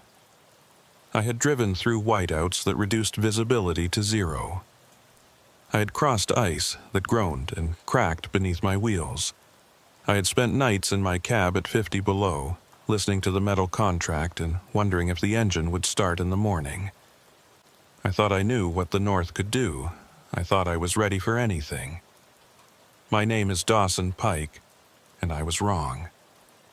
I left Yellowknife around noon, heading northeast on the winter road toward the lake. The sky was overcast, a flat, gray ceiling that seemed to press down on the landscape and squeeze out all the color. The trees along the road were black skeletons against the snow, birch and spruce stripped bare by the wind. There was no traffic. I had the road to myself, just me and 40 tons of drilling equipment and the silence of the northern bush. The route Corinne had given me was not on any of my maps. She had described it over the phone, turn by turn, and I had written the directions on a piece of paper that I kept on the dashboard. It was old, she said, a road from the early days of the mining boom, before they built the main ice crossing. Some of the markers might be missing. Some of the landmarks might have changed. But if I followed her directions carefully, I would reach the far shore by nightfall. The first 2 hours went smoothly. The road was rough but passable, frozen gravel and packed snow that my chains could handle. I made decent time, watching the mile markers count up as I pushed deeper into the bush. The overcast sky began to break up around mid-afternoon, patches of blue appearing between the clouds, and I started to think that maybe this run would not be so bad after all. Then the snow started. It came out of nowhere, the way it always does up here. One minute I could see for miles. The next minute I was driving through a wall of white. The flakes were small and hard, driven by a wind that had picked up without warning, and they hit my windshield like tiny fists. I slowed down and turned on my fog lights, but they did not help much. The snow just reflected the light back at me, turning the world into a featureless white blur. I checked my directions. According to Corinne, I should be approaching a junction where the road split, one fork continuing along the shore and the other heading out onto the lake ice. The shore route was longer but safer. The ice route was direct but risky given the current conditions. She had told me to take the shore route. She had been very clear about that. But I could not find the junction. The snow was too heavy, the visibility too poor. I kept driving, watching for any sign of a turnoff, any marker that would tell me where I was. Nothing, just the road and the snow and the darkness that was starting to gather at the edges of the day. I should have stopped. I should have pulled over and waited for the storm to pass. But stopping in a whiteout is almost as dangerous as driving in one. Other vehicles cannot see you. You can get buried. You can run your engine to stay warm and then run out of fuel and freeze. The safest thing is to keep moving, find shelter, get somewhere with walls and a roof and other people. So I kept driving. The road began to change. The gravel gave way to something smoother, harder, and I realized with a jolt of fear that I was on ice. I had missed the junction somehow. I had taken the wrong fork, and now I was out on the lake, driving across frozen water that the government had declared unsafe for travel. I stopped the truck and sat there for a long moment, trying to decide what to do. I could not see anything through the snow. I did not know how far I had come onto the ice, or how far I had to go to reach the other side. I did not know if the ice beneath me was solid, or if I was sitting on top of a pressure ridge that could give way at any moment. The smart thing would be to turn around, go back the way I came, find the shore route, add the extra hours to my trip, and arrive late, but alive. That was what any experienced ice road driver would do. That was what I should have done. But when I looked in my mirrors, I could not see the road behind me. The snow had covered my tracks. The way back was as invisible as the way forward.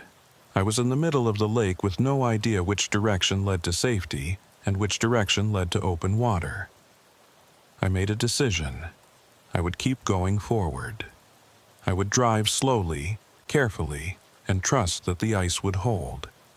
The mining operation was on the far side of the lake. If I kept heading northeast, I would eventually reach it. I just had to stay calm and stay on course. The first sign of trouble came about 20 minutes later. I heard it before I felt it. A deep, groaning sound from somewhere beneath me, like a giant waking up from a long sleep. The ice was talking. That was what we called it when the frozen surface made noise.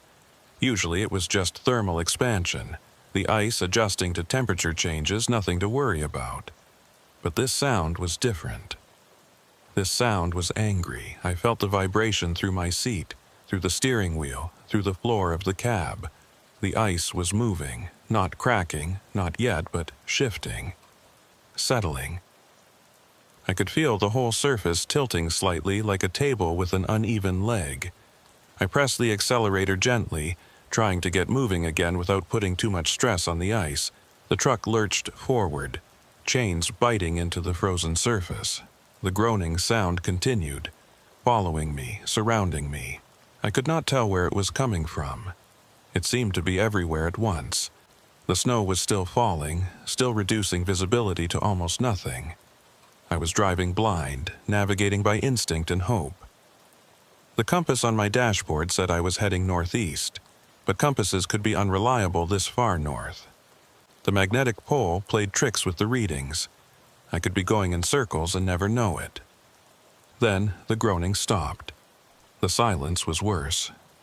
It meant the ice had finished moving. It meant whatever was going to happen had already happened. I held my breath and waited for the crack, for the sudden lurch, for the freezing water to come rushing up through the broken surface. But nothing happened. The ice held. I kept driving. It was almost dark when I saw the lights. They appeared out of the snow like a mirage, faint at first and then brighter as I got closer. A building, some kind of structure on the shore of the lake. I could see windows glowing with yellow light and smoke rising from a chimney. A roadhouse, one of the old supply stations that used to serve the mining camps before the main routes were established. I did not know there was a roadhouse on this part of the lake. Corinne had not mentioned it.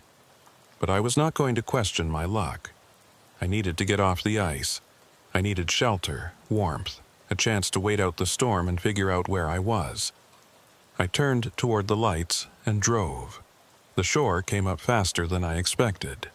One moment I was on ice, the next moment I was climbing a shallow bank onto solid ground. The roadhouse was just ahead. A long, low building made of logs and corrugated metal. It looked old, decades old, but the lights were on and smoke was coming from the chimney. Someone was there. Someone who could help me.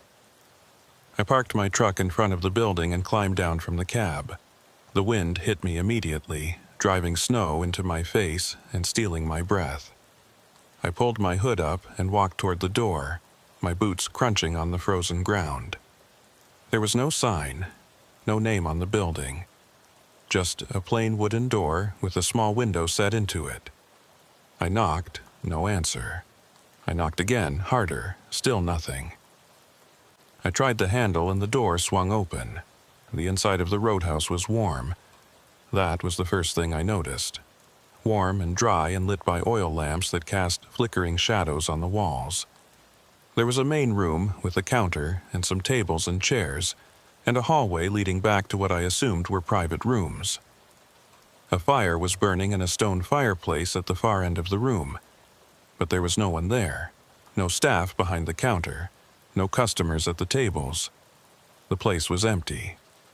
"Hello," I called out. "Anyone here?" No answer, just the crackle of the fire and the moan of the wind outside. I walked further into the room, looking around. The roadhouse was old but well-maintained. The furniture was simple but solid. There were photographs on the walls, black and white images of trucks and drivers from decades past. Men in heavy coats standing next to machines that looked primitive compared to what we drove now. Pioneers of the ice roads, the ones who had come before. I found a guest book on the counter and flipped through it. The entries went back years. Names and dates and brief comments about road conditions and weather. Most of them were from drivers passing through on the old route, the same route I was trying to take. But the most recent entry was from 3 years ago. No one had signed in since then. That was strange. If the roadhouse was abandoned, who had lit the fire? Who had turned on the lamps? Who was keeping this place warm and ready for guests? "Hello?" I called again. My voice sounded thin in the empty room. "Is anyone here?" I heard a sound from the hallway. A door opening and closing. Footsteps. A woman emerged from the back of the building. She was middle-aged, with gray hair pulled back in a bun and a weathered face that spoke of years in the north. She was wearing an apron and wiping her hands on a cloth, like she had been in the middle of preparing food. "Sorry," she said. "Did not hear you come in. Storm is loud tonight." I apologized for barging in and explained my situation. Lost on the ice crossing, caught in the whiteout, looking for shelter until the storm passed. She nodded like she had heard the story before. "Happens more than you would think," she said. "Drivers miss the junction, end up on the old route, find their way here. You are lucky you saw the lights. Not everyone does." I asked her name. "Maeve Cotter," she said.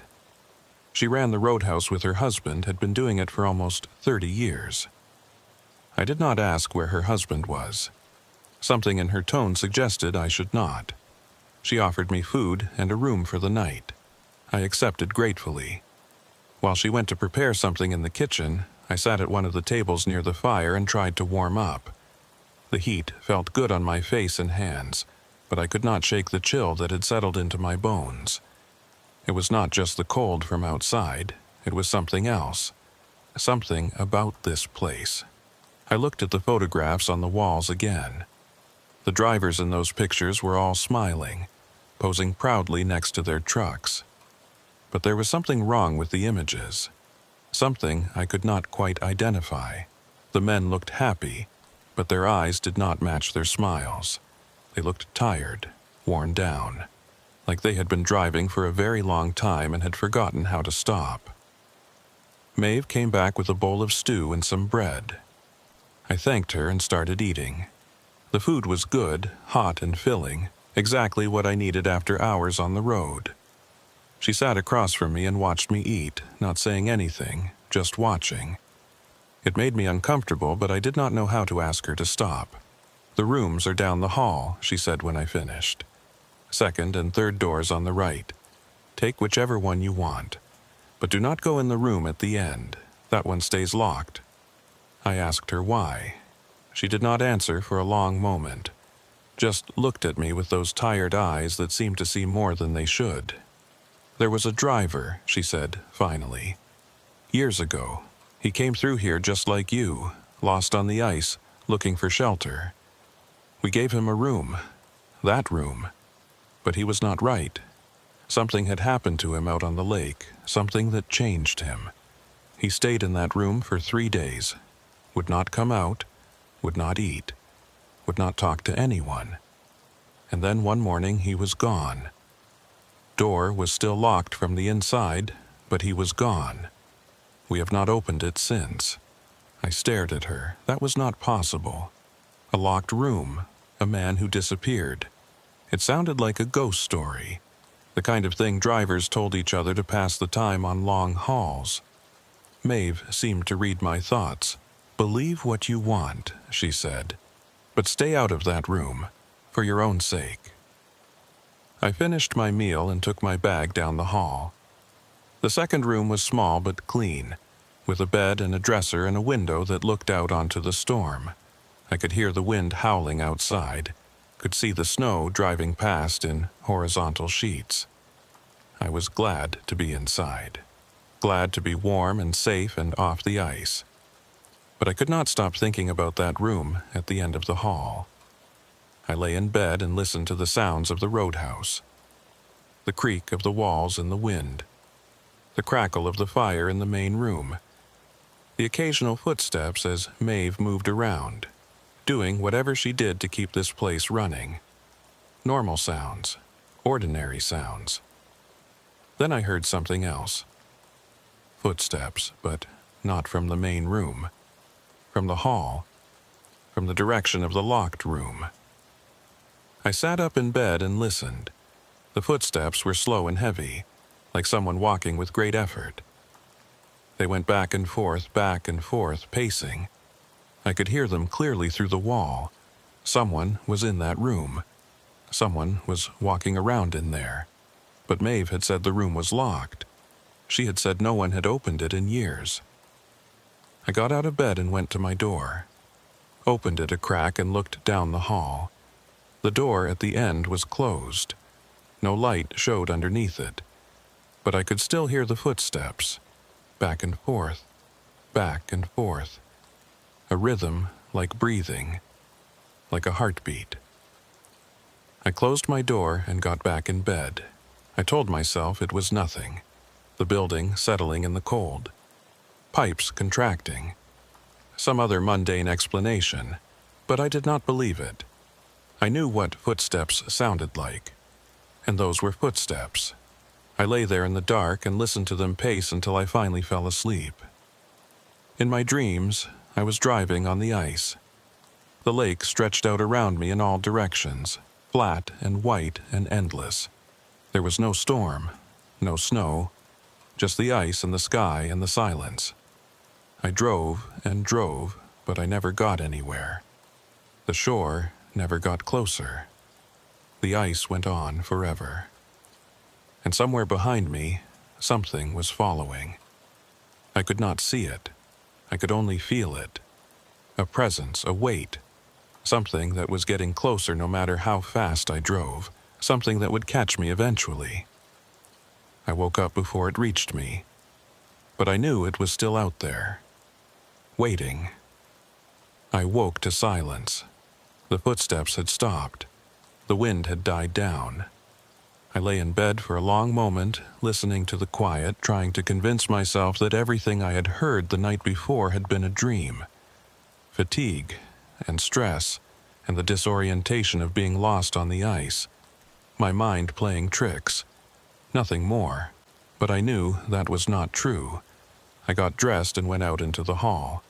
The door at the end was still closed, same as before.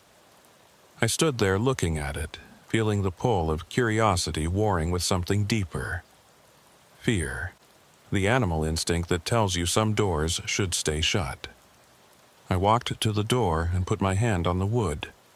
It was cold, colder than it should have been, colder than the air around it, like there was something on the other side drawing the heat away. I tried the handle. Locked, just like Maeve had said. I put my ear against the door and listened. Nothing. No footsteps, no breathing, no sound at all. Just a silence that felt deeper than ordinary silence. A silence that felt like something waiting. You should not be doing that. I jumped back from the door. Maeve was standing at the other end of the hall watching me. I had not heard her approach. She moved quietly for a woman her age. "I told you to stay away from that room," she said. Her voice was calm, but there was an edge to it. "A warning. I heard something last night," I said. "Footsteps. Someone was walking around in there." Maeve did not answer right away. She just looked at me with those tired eyes, and I saw something in them that I had not noticed before. Not just weariness, resignation, the look of someone who has seen something they cannot explain and has given up trying. "There is no one in that room," she said finally. "There has not been anyone in that room for years. Whatever you heard, it was not footsteps." I started to argue, but she cut me off. "Breakfast is ready. You should eat something before you go. Storm has passed, but the ice will be bad today. You will need your strength." She turned and walked back toward the main room. I looked at the door one more time, then followed her.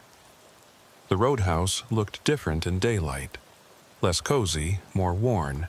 I could see the cracks in the walls, the stains on the ceiling, the places where the wood had warped from years of freeze and thaw. The photographs on the walls looked older too, the images faded, the faces harder to make out. I wondered how long this place had really been here. How many drivers had passed through. How many had made it to the other side. I ate the breakfast Maeve put in front of me. Eggs and bacon and toast, simple fare but filling. She did not join me, just stood behind the counter and watched me eat like she had the night before. I wanted to ask her more questions about the room, about the driver who had disappeared, about this place and its history. But something told me she would not answer. Something told me she had already said more than she wanted to. When I finished, I thanked her and paid for the room and the meals. She took my money without counting it. The ice road continues north along the shore, she said. About 2 miles out you will see a marker, a red flag on a pole. That is where you turn east onto the lake. The ice should be solid there, but go slow. Listen for cracking. If you hear anything, stop and back up. Do not try to push through. I asked her about the mining operation, how much farther it was, how long it would take to get there. You will reach it by nightfall if the ice holds, she said. But the ice does not always hold. Sometimes it has other plans. I did not know what that meant, and she did not explain. I thanked her again and went outside. The storm had passed, just like she said. The sky was clear and pale, almost white, and the sun was a bright smear on the horizon that gave light but no warmth. The temperature had dropped overnight. My truck's thermometer showed -48. Cold enough to freeze exposed skin in minutes.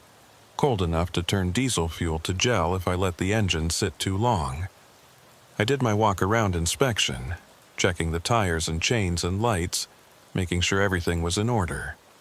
The truck looked fine. It had sat out in the storm all night, but nothing seemed damaged. I climbed into the cab and started the engine. It turned over on the first try, a good sign. I let it warm up for a few minutes, then put it in gear and pulled out of the roadhouse lot. I looked back once as I drove away. Maeve was standing in the window watching me go.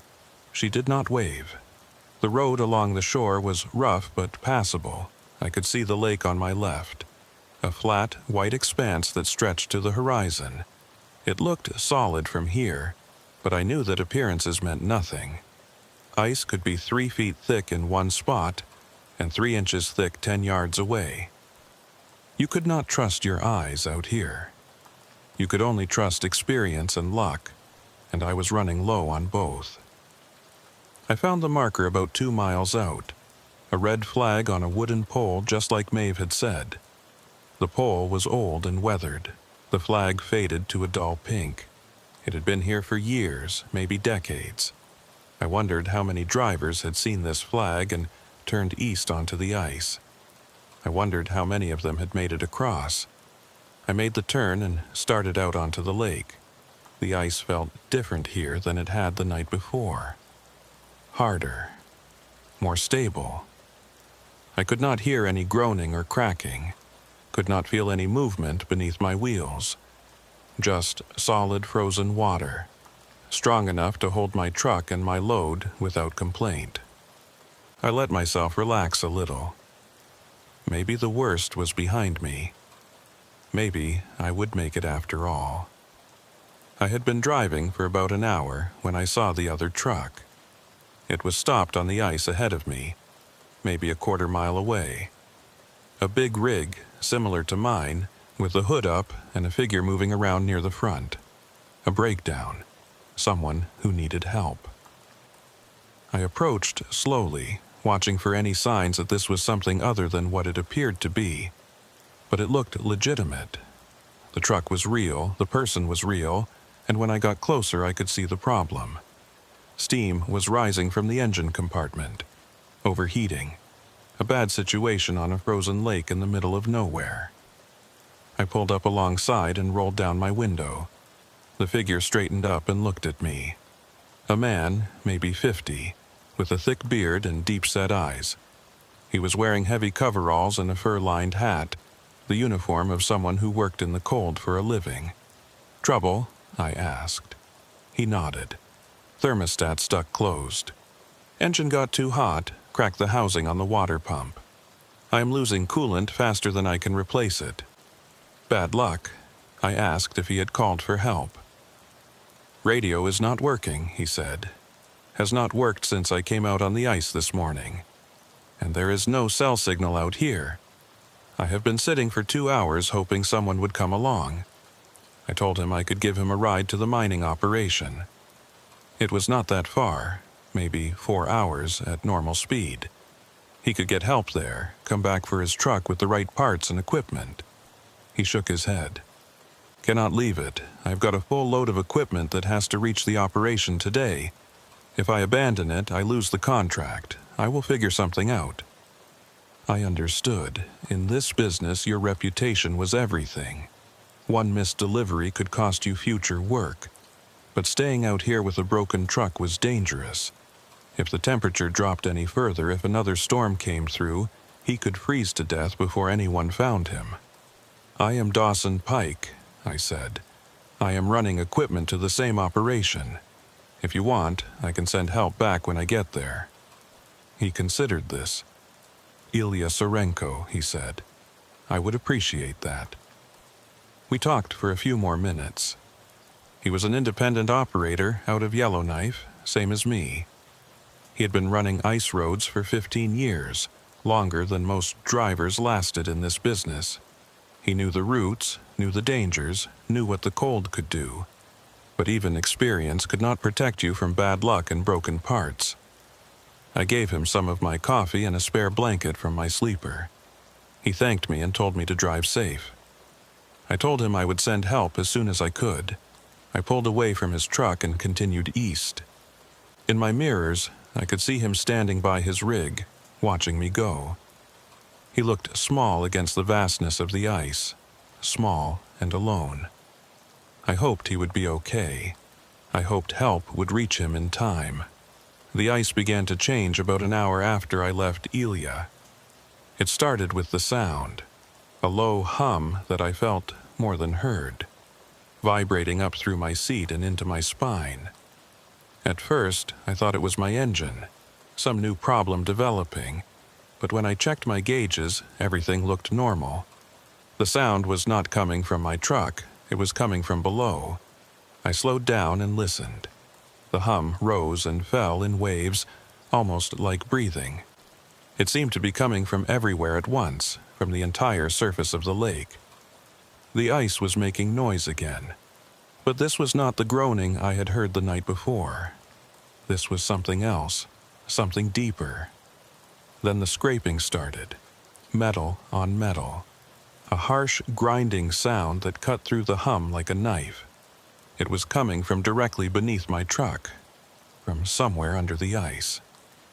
I stopped and listened, my heart pounding. The scraping continued, moving back and forth like something was trying to claw its way up through the frozen surface. I looked out the window, but I could not see anything, just ice, smooth and white and featureless. But I could hear it. I could hear something down there, something moving, something alive. The scraping stopped as suddenly as it had started. The hum faded away. Silence returned, heavy and complete. I sat in my truck and tried to understand what I had just heard. There was nothing beneath the ice. The lake was frozen solid. Even if there had been water below, there was nothing living in it. Not this far north, not in these temperatures. Whatever made that sound, it could not have been what it sounded like. I started driving again, faster this time. I wanted to get across this lake as quickly as possible. The sound came back about 20 minutes later. This time, it was louder. The hum had an edge to it, a vibration that I could feel in my teeth. The scraping was more aggressive, more insistent. It was following me. Whatever was down there, it was keeping pace with my truck, staying right beneath me as I drove. I pushed the accelerator harder. The truck lurched forward, chains biting into the ice. The scraping sound kept up, matching my speed, staying with me. I could hear it clearly now, a rhythmic grinding that sounded almost deliberate, almost purposeful. And then I heard something else. A voice. It was faint, muffled by the ice, but it was definitely a voice. A man's voice, calling out. I could not make out the words, just the tone, desperate, pleading, like someone trapped and crying for help. I stopped the truck. The voice continued, rising and falling. I could almost understand it now, almost, but not quite. It was like listening to someone talk through a wall. You knew they were speaking, but you could not tell what they were saying. I got out of the truck and stood on the ice. The cold hit me immediately, needles of frost piercing through my gear. I ignored it and listened. The voice was clearer out here, closer, coming from somewhere right below my feet. "Hello," I called out. "Can you hear me? Where are you?" The voice stopped. For a long moment there was nothing, just the silence and the cold and the white expanse of the frozen lake stretching away in all directions. I was alone out here, completely alone. Whatever I had heard, whoever had been calling out, they were gone now. I was about to get back in my truck when I saw the shadow. It was beneath the ice, maybe 10 feet down, a dark shape, long and irregular, that seemed to be moving slowly through the frozen water. I could not tell what it was.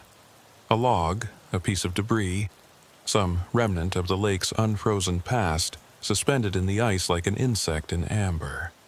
But then it moved, not drifting, moving, deliberately.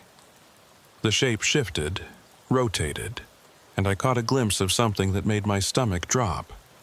It looked like a truck, a semi buried in the ice. The cab was visible, the windshield, the outline of the door, and behind the wheel a shape that might have been a person, sitting there, frozen, waiting. I stumbled backward, away from the shadow. My foot hit a patch of rough ice and I went down, landing hard on my side. Pain shot through my hip, but I barely noticed. I was staring at that shape beneath the ice, that impossible shape, trying to understand what I was seeing. The shadow moved again, rotated, and I realized with a jolt of pure terror that it was rising, coming up toward the surface, coming up toward me. I scrambled to my feet and ran for my truck. I did not look back. I climbed into the cab and slammed the door and put the truck in gear and drove. I drove as fast as I dared, faster than was safe, my chains throwing up chunks of ice behind me. I drove and I did not look down, and I did not listen for the sounds that might be following me. The shadow did not follow. Or if it did, I never saw it again. But I could not stop thinking about what I had seen. A truck buried in the ice. A driver frozen behind the wheel. How long had they been down there? How had they gotten there? The lake was supposed to be solid. The ice was supposed to be safe. I thought about Ilya back there with his broken water pump. Alone on the ice, waiting for help that might not come in time. I thought about the roadhouse, about Maeve and her warnings, about the locked room and the footsteps I had heard in the night. I thought about the driver who had disappeared from that room years ago. The one who had come in off the ice changed. Wrong. The one who had locked himself in and then vanished without opening the door. And I wondered if the lake had taken him too. The mining operation appeared on the horizon about 2 hours later. A cluster of buildings and equipment, lights blazing against the gathering dark. I had made it. I had crossed the lake. I was safe. But I did not feel safe. I felt like something had followed me across the ice. Something that was still with me. Something that was waiting for me to let my guard down. And somewhere back there, Ilya Sarenko was still standing by his broken truck. Alone. In the dark. On top of whatever was buried in the ice. I had to send help. I had to get someone back there before nightfall, before the ice decided to take him too. I reached the mining operation just as the last light was fading from the sky. The place was bigger than I expected. A sprawling complex of prefab buildings and heavy equipment spread across the frozen shore. Floodlights blazed everywhere, pushing back the Arctic darkness. I could see workers moving between structures, trucks lined up at loading bays, the constant activity of an operation that never stopped. It should have felt safe, it should have felt like civilization, but all I could think about was Ilya. I found the dispatch office and told them about the stranded driver, gave them his location, his name, the nature of his breakdown. The dispatcher was a heavy-set man with a beard that looked like it had not been trimmed in months. He listened to my report and typed something into his computer. "We will send someone out," he said. "Got a recovery team that handles breakdowns on the ice road. They can have a truck out there in a couple of hours. A couple hours." That meant Ilya would be alone on the ice until at least midnight. Alone in the dark at 50 below with nothing but a broken truck and a spare blanket. "Can you get someone out there sooner?" I asked. "He has been sitting since this morning. If the temperature drops any further, he could be in real trouble." The dispatcher shrugged. "Recovery team is out on another call right now. Stuck truck about 40 miles north of here. They will head to your guy as soon as they finish up. Best I can do."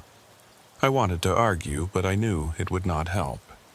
These operations ran on schedules and priorities. A stranded driver was a problem, but not an emergency. Not yet. I unloaded my cargo and completed my paperwork. The whole time I kept thinking about Ilya standing by his truck, watching the sky get dark, waiting for lights that were still hours away.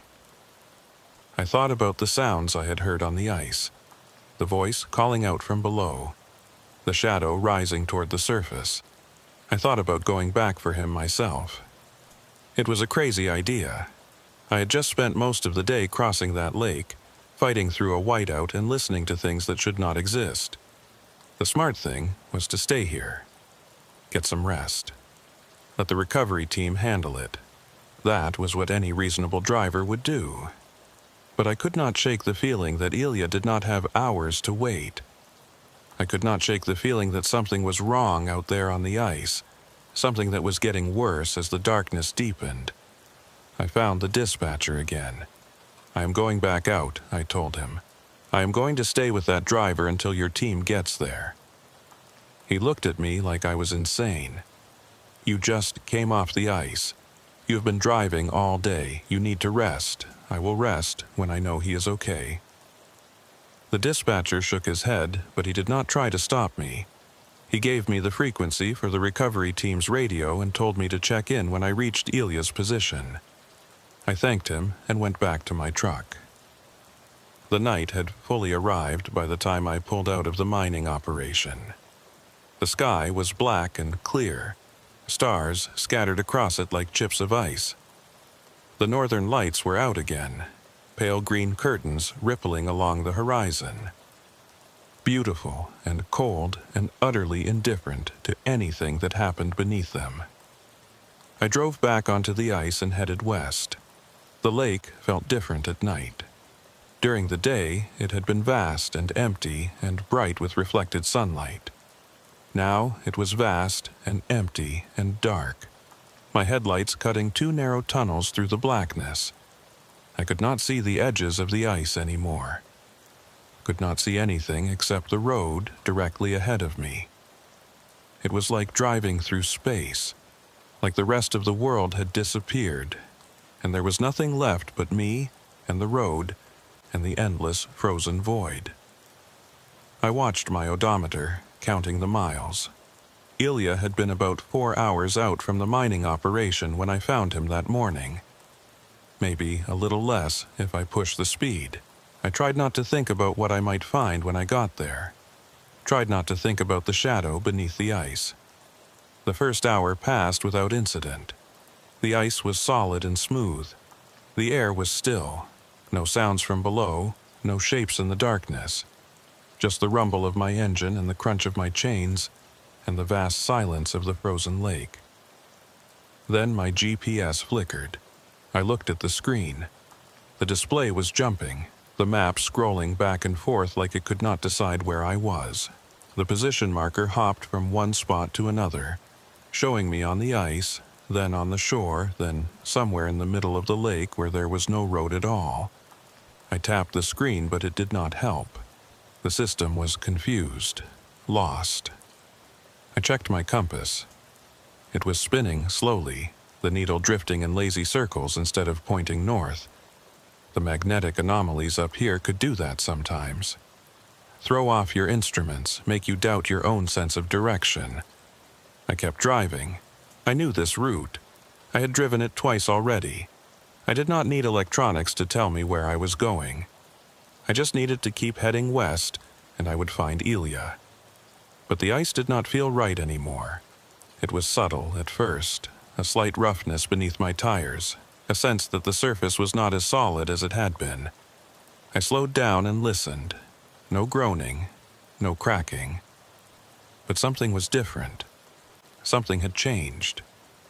I checked my watch. I had been driving for almost 2 hours. I should be getting close to Ilya's position by now, but there was nothing ahead of me. No truck, no lights, just the darkness and the ice and the stars burning cold and distant overhead. I stopped the truck and got out. The silence was absolute. I stood on the ice and listened, but there was nothing to hear. No wind, no sound from the depths, nothing at all. The world felt empty, hollow, like I was the only thing left alive in it.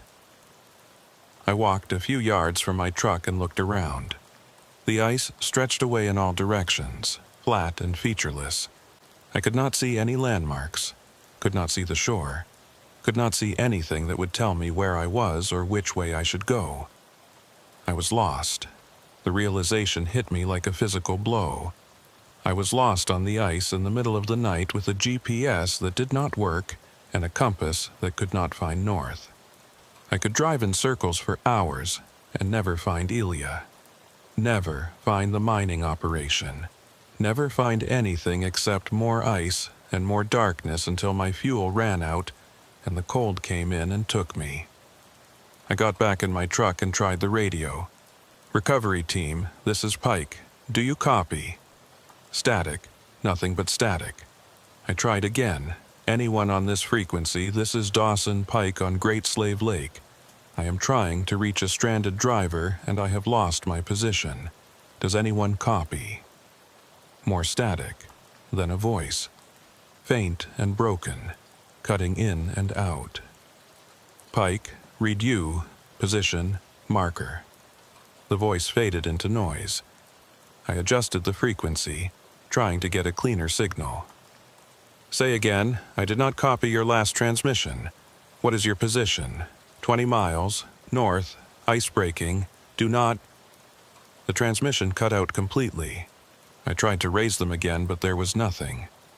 The radio was dead. Ice breaking. That was what they had said, or what I thought they had said. Ice breaking somewhere to the north. A crew in trouble. More drivers stranded on a lake that was falling apart beneath them. I sat in my truck and tried to think. I could not find Ilya if I could not find my own position. I could not help anyone if I was lost myself. I needed to get off this ice. I needed to find the shore and reorient myself and figure out what to do next. I turned south, or what I thought was south based on the stars. I drove slowly, carefully, watching for any sign of land, any indication that I was getting closer to solid ground.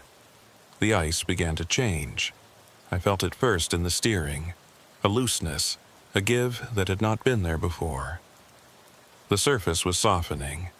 The freeze-thaw cycle that had shut down the main crossing was happening here too. The ice was weakening and I was driving on top of it with 40 tons of truck and no idea where I was going. I stopped again, got out, listened. The groaning was back. It was coming from all around me now, a deep vibration that I could feel in my chest. The ice was talking and it was not happy. It was shifting, settling, adjusting to stresses that I could not see. I needed to move. I needed to get off this lake before the surface gave way beneath me. I drove faster. Too fast for conditions, but I did not care. The groaning was getting louder, closer. I could feel the ice moving beneath my wheels, rolling like the deck of a ship in a storm. The surface was not solid anymore. It was alive, flexing and breathing, and I was a weight that it wanted to throw off. A crack appeared ahead of me. It shot across the ice from left to right, a dark line that opened up in the white surface like a wound. I hit the brakes and the truck slid, chains screaming on the ice. I stopped maybe 10 feet from the crack, close enough to see the black water beneath, close enough to feel the cold rising up from it.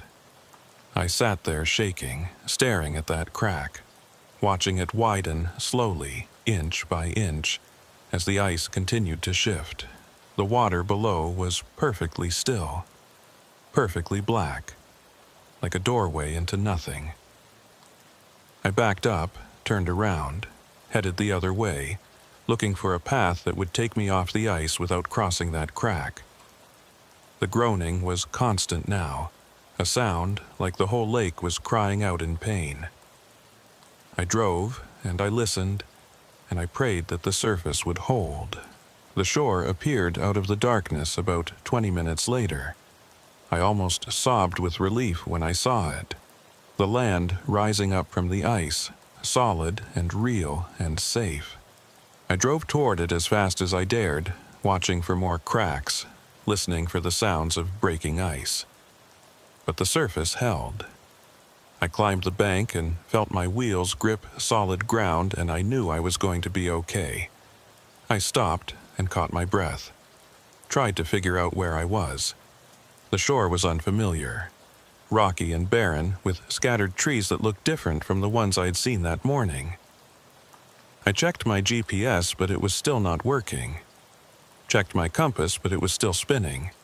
I had no idea where I was. I only knew that I was off the ice, and that was enough for now.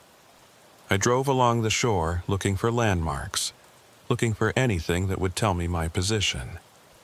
The road was rough, barely more than a trail, and I had to go slow. Trees pressed in from both sides. The darkness felt thicker here, closer. Then I saw the lights, a building ahead, windows glowing yellow, smoke from a chimney, the roadhouse. I had come back to the same place I had left that morning. Somehow, impossibly, I had driven all the way across the lake and back again without finding Elia, without reaching the mining operation, without getting anywhere at all. I was right back where I started. I pulled into the lot and sat there for a long moment, trying to understand, trying to make sense of what had happened. My GPS flickered to life. The screen steadied, the map appeared, and I could see my position clearly for the first time in hours. I was at the roadhouse on the eastern shore of the lake. The mining operation was 40 miles to the west. Ilya's last known position was about 20 miles out on the ice. I checked the timestamp on my GPS track, the record of everywhere I had been, logged automatically by the satellite. There was a gap. The track showed me leaving the mining operation, showed me driving out onto the ice. Then nothing. 15 minutes of nothing. No position, no movement, no data at all. The system had lost me completely, and when the track resumed, I was here, at the roadhouse, on the wrong side of the lake. 15 minutes. I had lost 15 minutes somewhere on that ice. 15 minutes that the satellites could not see. 15 minutes where I had been nowhere at all. The door of the roadhouse opened. Maeve stepped out and looked at my truck. She did not seem surprised to see me. She did not seem surprised at all. "I knew you would be back," she said. "They always come back." I got out of the truck and walked toward her. I was tired and scared and confused, and I needed answers. "What is happening?" I said. "What is out there on that ice? What happened to me?" Maeve looked at me for a long moment. Then she stepped aside and gestured toward the open door. "Come inside," she said. "You need to see something." I followed her into the roadhouse. The fire was burning. The lamps were lit. Everything looked the same as it had that morning, except for the door at the end of the hall. It was open. The door stood open at the end of the hall. I stared at it from the main room. feeling something cold move through me that had nothing to do with the temperature outside. That door had been locked. Maeve had told me it had been locked for years. No one had opened it since the driver disappeared, but it was open now. Maeve walked past me, toward the hall, and stopped at the threshold. She looked back at me with those tired eyes. "You wanted to know what is out there on the ice," she said. "You wanted to understand what happened to you. The answer is in that room. It has always been in that room." I did not move. I did not want to see what was behind that door. I did not want to know what had happened to the driver who had locked himself inside and vanished. But I also knew that I could not leave without looking. I could not drive back across that lake without understanding what I was dealing with. I walked down the hall. The door was old wood, same as the others, but it looked different up close. The surface was marked with scratches, deep gouges in the grain like someone had tried to claw their way out, or claw their way in. The handle was tarnished, the metal worn smooth by years of hands gripping it. I pushed the door open and stepped inside. The room was small, smaller than the one I had slept in. There was a bed against one wall, a dresser against another, a window that looked out onto the darkness. Everything was covered in frost. A thin layer of ice coated every surface, glittering in the light from the hall. The air was cold, much colder than the rest of the roadhouse, cold enough to see my breath. But that was not what made me stop. On the wall above the bed, someone had written words, scratched them into the wood with something sharp, carving deep letters that were still legible after all these years. I stepped closer and read them. The lake takes. The lake keeps. The lake gives back. Below the words, there were marks. Tally marks, grouped in fives, covering most of the wall. Dozens of them, hundreds, like someone had been counting days, or counting something else. I turned to Maeve. She was standing in the doorway, watching me. "What does this mean?" I asked. "What was he counting?" She did not answer right away. She looked at the wall, at the scratched words and the endless tally marks, and something in her face shifted. Sadness, or maybe recognition. "He was counting the drivers," she said finally, "the ones the lake took. He could hear them," he said, "hear them calling out from under the ice. He said he had to keep track, had to remember them, had to make sure someone knew they were down there." I thought about the voice I had heard on the ice, the man calling out from below. Desperate, pleading. "He heard them too," I said. Maeve nodded. He heard them, and then he went to join them. I looked at the window. It was closed, latched from the inside. The door had been locked. There was no way out of this room except through the hall. "How did he leave?" I asked. "You said the door was still locked when he disappeared. How did he get out?" Maeve shook her head. "He did not get out. He went down, through the floor, through the ice. The lake came up and took him, same as it takes all of them. Same as it tried to take you tonight." I looked at the floor. It was wood, same as the rest of the roadhouse. Solid. No cracks, no gaps, no sign that anything had ever come through it. But there was frost there too, a thin layer of ice spreading out from the center of the room like something had frozen it from below. I backed towards the door. "The lake is not just water," Maeve said. "It is not just ice. It is something else. Something old. Something that has been here longer than any of us. The drivers who go out on it. The ones who do not come back. They become part of it. They are still out there, still driving, still looking for the other side. And sometimes they call out to the ones who are still alive. Sometimes they try to bring them down." I thought about the shadow I had seen beneath the ice, the truck buried in the frozen water, the driver sitting behind the wheel. "Ilya," I said. "The driver I left out there. Is he—" "I do not know," Maeve said. "Maybe the recovery team reached him. Maybe he is safe at the mining operation right now, warming up and telling them about the crazy driver who promised to send help and never came back. Or maybe the lake took him. Maybe he is down there with the others, driving through the dark, calling out for someone to find him." I pushed past her and walked back to the main room. I needed to get out of this place. I needed to get back on the road and find out what had happened to Ilya. I needed to know if he was alive. "You cannot go back out there tonight," Maeve said, following me. "The ice is too unstable. You will end up in the water before you get halfway across." "I do not care. I have to find him." She grabbed my arm. Her grip was stronger than I expected. "Listen to me," she said. "I have seen this before. Drivers who go out on that lake and come back changed. Drivers who hear the voices and cannot stop listening. If you go back out there tonight, you will not come back. The lake will take you and it will not give you back." I pulled away from her. "I am not leaving him out there." She looked at me for a long moment. Then she let go. "There's a radio in the office," she said. "The mining operation frequency. You can try to reach them, find out if the recovery team got to your friend. But do not go back on the ice. Not tonight. Not until the sun comes up and you can see what you are driving on." I went to the office and found the radio.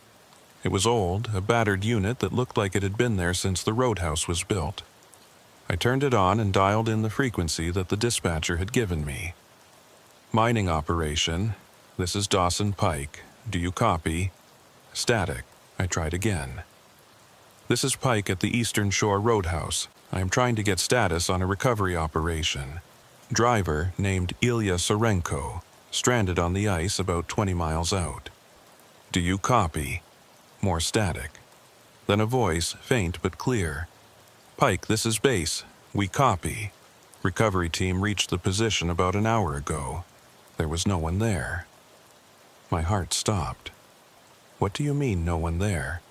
Where is Sarenko? Truck was there, still running. Hood up, just like you described. But no driver. Recovery team searched the area, but they could not find him. No tracks, no sign of where he went. It is like he just vanished." I sat down heavily. The room felt like it was spinning. "That is not possible," I said. "He was there. I talked to him. I gave him coffee and a blanket. He was waiting for help." "I understand," the voice said. "But he's not there now. We have got crews searching the area, but in the dark, with these temperatures, it is going to be hard to find anything." "I am sorry, Pike. We will keep looking, but you should prepare yourself." I turned off the radio. Ilya was gone. He had been standing right there by his truck when I left him, and now he was gone. No tracks, no sign, just vanished into the frozen air. The lake takes. The lake keeps. I thought about those words scratched into the wall. I thought about the tally marks all those drivers counted and remembered. I thought about the voice I had heard calling out from beneath the ice. Had that been Ilya? Had the lake taken him while I was driving in circles, lost and confused, unable to find my way back to him? Had he called out for help and gotten no answer because I was trapped in those 15 missing minutes, suspended somewhere that the satellites could not see? Or had something else happened, something worse? I stayed at the roadhouse that night. I did not sleep. I sat by the fire and stared into the flames and listened to the silence. Maeve came and went, bringing me coffee, checking on me, but she did not say anything. There was nothing to say. In the morning, I drove back to the mining operation. The ice was solid in the daylight, stable and smooth, and I made the crossing without incident. No sounds from below, no shadows rising toward the surface, no voices calling out for help. Just the ice and the sky and the long white road stretching ahead of me. They never found Ilya Sarenko. The search went on for 3 days. Crews on snowmobiles, helicopters with thermal imaging, dogs trained to find people buried in snow. Nothing. He was gone, as completely as if he had never existed. His truck was recovered and towed back to Yellowknife. His family was notified. His name was added to the list of drivers who had disappeared on the ice roads, cause unknown. I gave a statement to the territorial police, told them everything I had seen and heard. They listened politely and wrote it all down, but I could tell they did not believe me. Voices from under the ice, shadows that looked like buried trucks. 15 minutes that the GPS could not account for. It sounded crazy. It sounded like the ravings of a driver who had spent too long alone in the cold. Maybe it was. Maybe the whole thing was hypothermia and stress and the isolation playing tricks on my mind. Maybe Ilya wandered away from his truck in a confused state and fell through thin ice somewhere that the searchers never checked. Maybe there was a rational explanation for everything, but I did not believe it. I went back to the roadhouse one more time before I left the territory. I do not know why. I just felt like I needed to see it again, needed to confirm that it was real. The building was there, same as before. Smoke from the chimney, lights in the windows. I parked my truck and went inside. Maeve was behind the counter. She looked at me and nodded, like she had been expecting me. "Did they find him?" she asked. No, she did not seem surprised. She reached under the counter and pulled out a piece of paper, handed it to me. "This was in the room," she said. "The room at the end of the hall. I found it this morning." I looked at the paper. It was a page from a logbook, the kind that drivers use to record their hours and routes. The handwriting was neat and careful. November 17th. Great Slave Lake Crossing. Departed Yellowknife 600. Weather clear. Ice conditions good. That was my departure date. My route. My handwriting. But I had not written it. I turned the page over. On the back, there were more words. Different handwriting this time. Shakier. More desperate. "He is still out there. I can hear him calling. He does not know he is gone. He thinks he is still waiting for help. Someone has to tell him. Someone has to make him understand." Below the words, there was a tally mark. Just one. Fresh and dark, carved into the paper hard enough to tear it. I looked up at Maeve. "Who wrote this?" I asked. She did not answer. She just looked at me with those tired eyes, and I saw something in them that I had not noticed before. Recognition. Like she was seeing someone she knew, someone she had been expecting. "The lake gives back," she said, "but it does not give back the same thing it took." I left the roadhouse and drove south. I drove all the way to Yellowknife and I kept driving. I did not stop until I was out of the territories, out of the north, away from the ice and the cold and the silence that felt like something waiting. I do not drive ice roads anymore. I told my dispatcher that I was done with the northern routes. I would haul freight anywhere else. Mountains, deserts, coastal highways, anywhere that the ground was solid and the water stayed where it belonged. He did not argue. Maybe he had heard stories about what happened on Great Slave Lake. Maybe he understood. But sometimes, late at night when I'm driving through empty country, I think I hear something. A voice, faint and far away, calling out for help.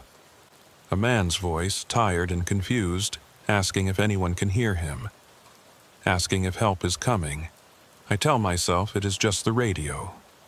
Just interference from some distant signal bleeding through. I tell myself it is nothing. But I know that voice. And I know that somewhere out there, on a frozen lake in the Northwest Territories, Ilya Sarenko is still waiting by his truck, still watching the horizon for headlights that will never come, still believing that someone is on their way.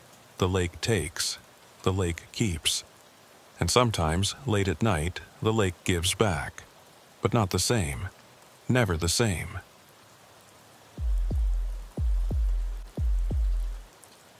The convoy was supposed to be 3 trucks. That was what Buck Weller told me when I signed on for the run. 3 rigs hauling mining supplies from Inuvik to a survey camp on the Mackenzie Delta. 2 days out, 2 days back, good money for a week's work. Buck had been running convoys on these northern routes for 25 years.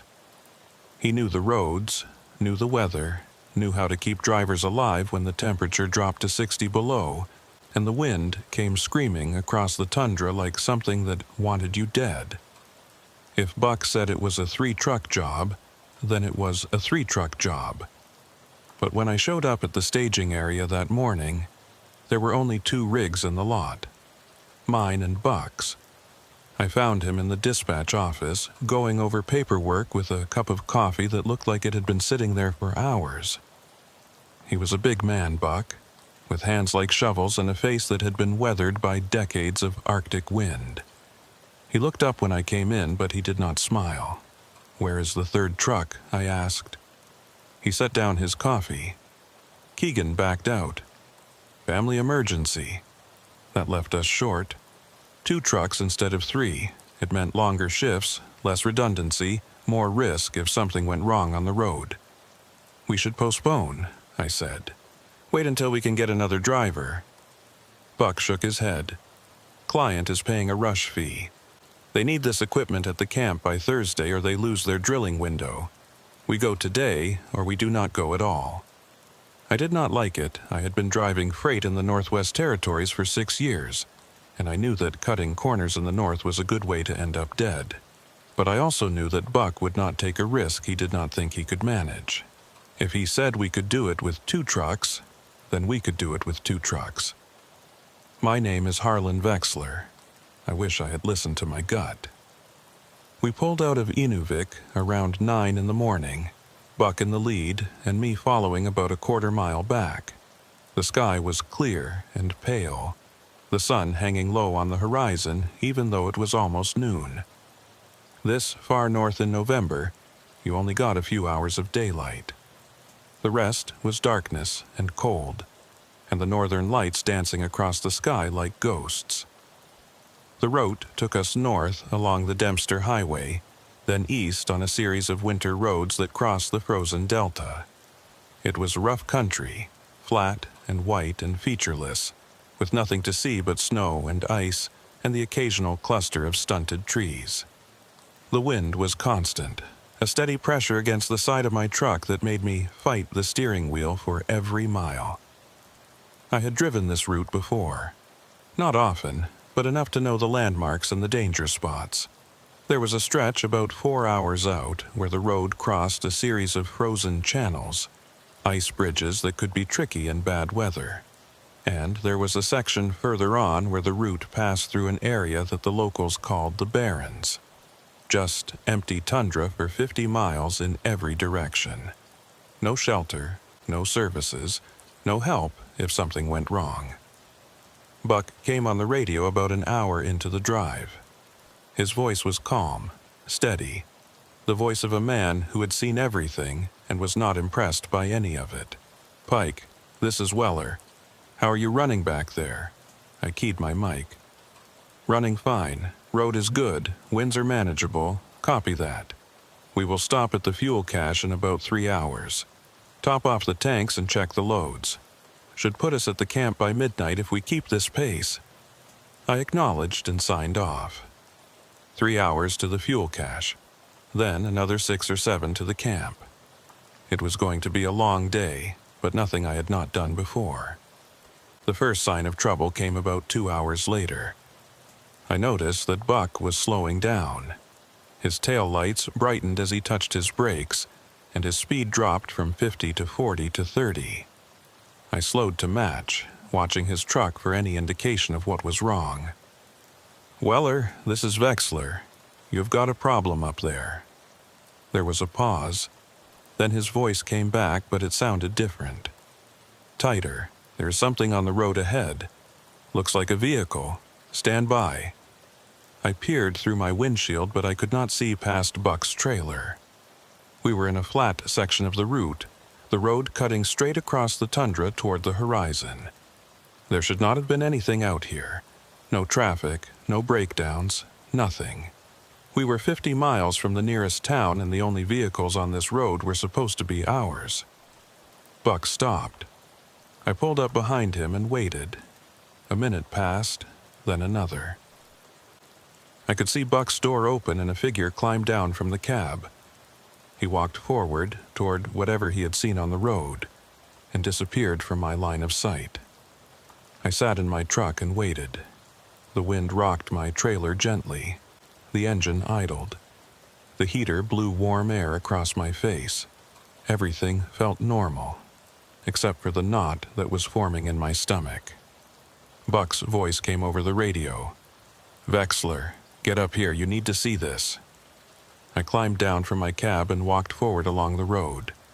The cold hit me immediately. That deep Arctic cold that finds every gap in your clothing and drives needles into your skin. I pulled my hood up and kept walking. Buck was standing about 50 yards ahead of his truck. He was looking at something on the side of the road, and when I got closer I saw what it was. A truck, a semi, just like ours, parked on the shoulder with its nose pointing north. It was covered in snow and ice, the windshield opaque with frost, the whole vehicle looking like it had been sitting there for a long time. Days at least, maybe longer. "Someone broke down," I said. "We should check if there's anyone inside." Buck shook his head. He did not take his eyes off the truck. "I know this rig," he said. His voice was quiet, flat. "This is Truman Red's truck." The name hit me like a punch. Truman Red. I had never met the man, but every driver in the territories knew his story. He had been running freight on these routes for 30 years, one of the old-timers who had pioneered the winter roads back when they were nothing but frozen rivers and good intentions. He was a legend, and he had disappeared. 3 years ago, Red had gone out on a run just like this one. Inuvik to the Delta, hauling supplies to a drilling camp. He had checked in at the fuel cache, reported good conditions, said he expected to reach the camp by nightfall. And then nothing. He never arrived. He never called in. He just vanished. They searched for weeks. Helicopters, ground crews, other drivers volunteering their time. Nothing. No truck, no driver, no sign of what had happened. It was like the tundra had just swallowed him up.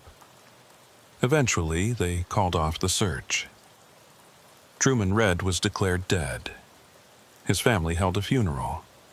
The company retired his truck number. Life went on.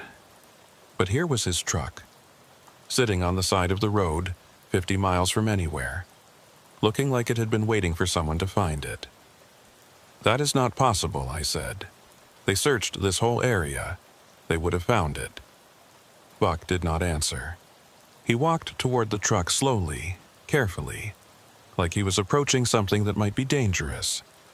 I followed him. The closer we got, the worse the truck looked. The tires were flat, frozen to the ground. The paint was faded and peeling. The chrome was pitted with rust. This truck had not been here for 3 years. It looked like it had been here for 30. Buck reached the driver's door and tried the handle. It was frozen shut. He pulled harder, putting his weight into it, and the door came open with a crack of breaking ice. The cab was empty. No driver. No body. No sign that anyone had been there at all. Just an empty seat, a steering wheel covered in frost, and a layer of ice on every surface. The cold coming out of that cab was intense, deeper than the air outside, like the truck had been refrigerated from the inside. Buck climbed up onto the running board and looked around the interior. I watched him from the ground, not wanting to get any closer. "His logbook is here," Buck said. He reached inside and pulled out a worn notebook, the kind that drivers used before everything went electronic. He flipped through the pages, scanning the entries. "Last entry is November 19th, he said, 3 years ago. The day he disappeared. He handed me the logbook. I looked at the final entry. November 19th. Departed fuel cache 14:30. Weather deteriorating. Visibility poor. Will push through to camp. ETA 2100. That was it, the last words Truman Red had written. The last record of his existence. He had left the fuel cache in bad weather and driven into the storm and never come out. I handed the book back to Buck. What do we do? He was quiet for a long moment, looking at the truck, looking at the empty cab where his friend had sat 3 years ago, driving toward a destination he would never reach. We call it in, he said, finally. Report the location. Let the authorities handle it. And the run, we keep going. Red would have wanted us to finish the job.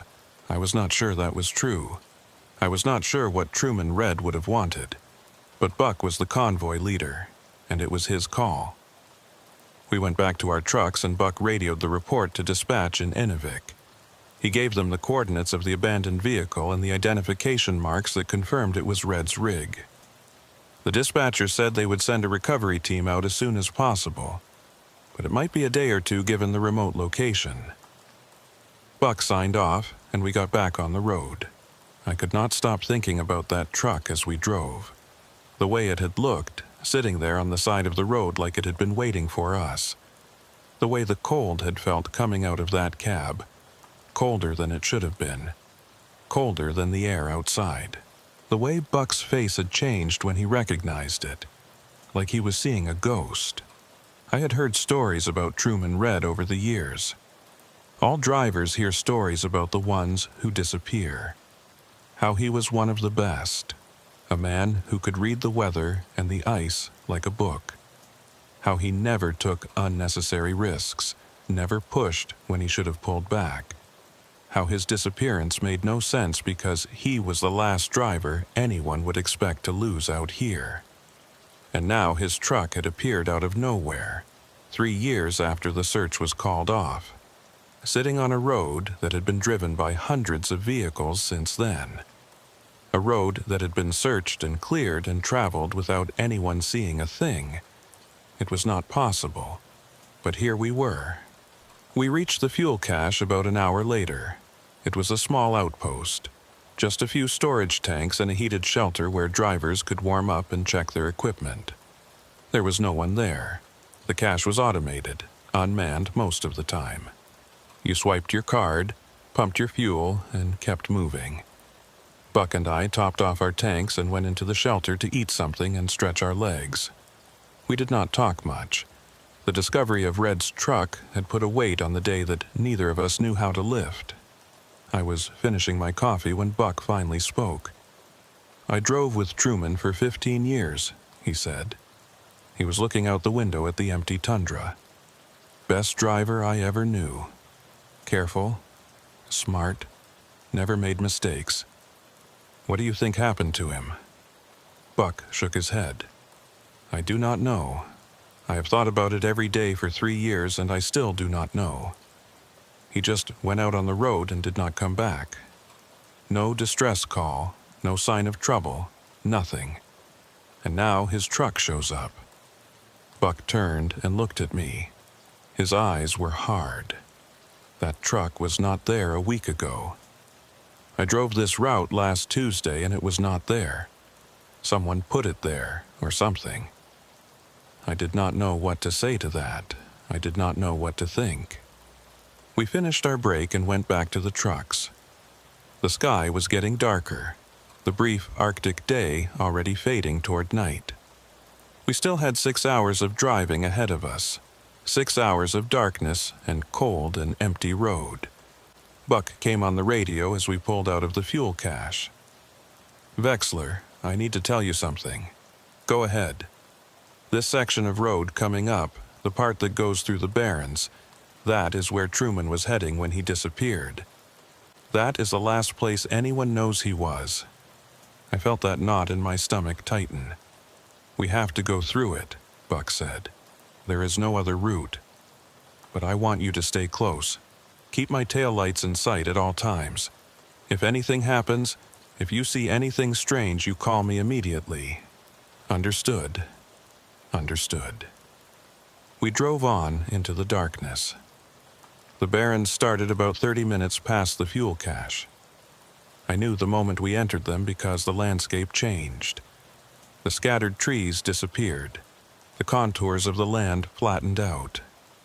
Everything became white and empty and endless, a frozen void that stretched to the horizon in every direction.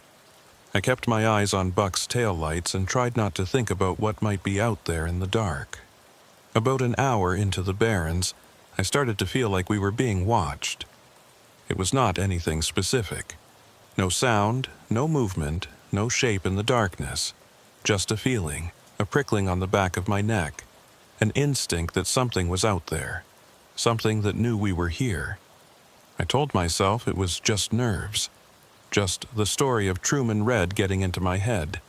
There was nothing out here, nothing but ice and snow and the wind. But the feeling did not go away.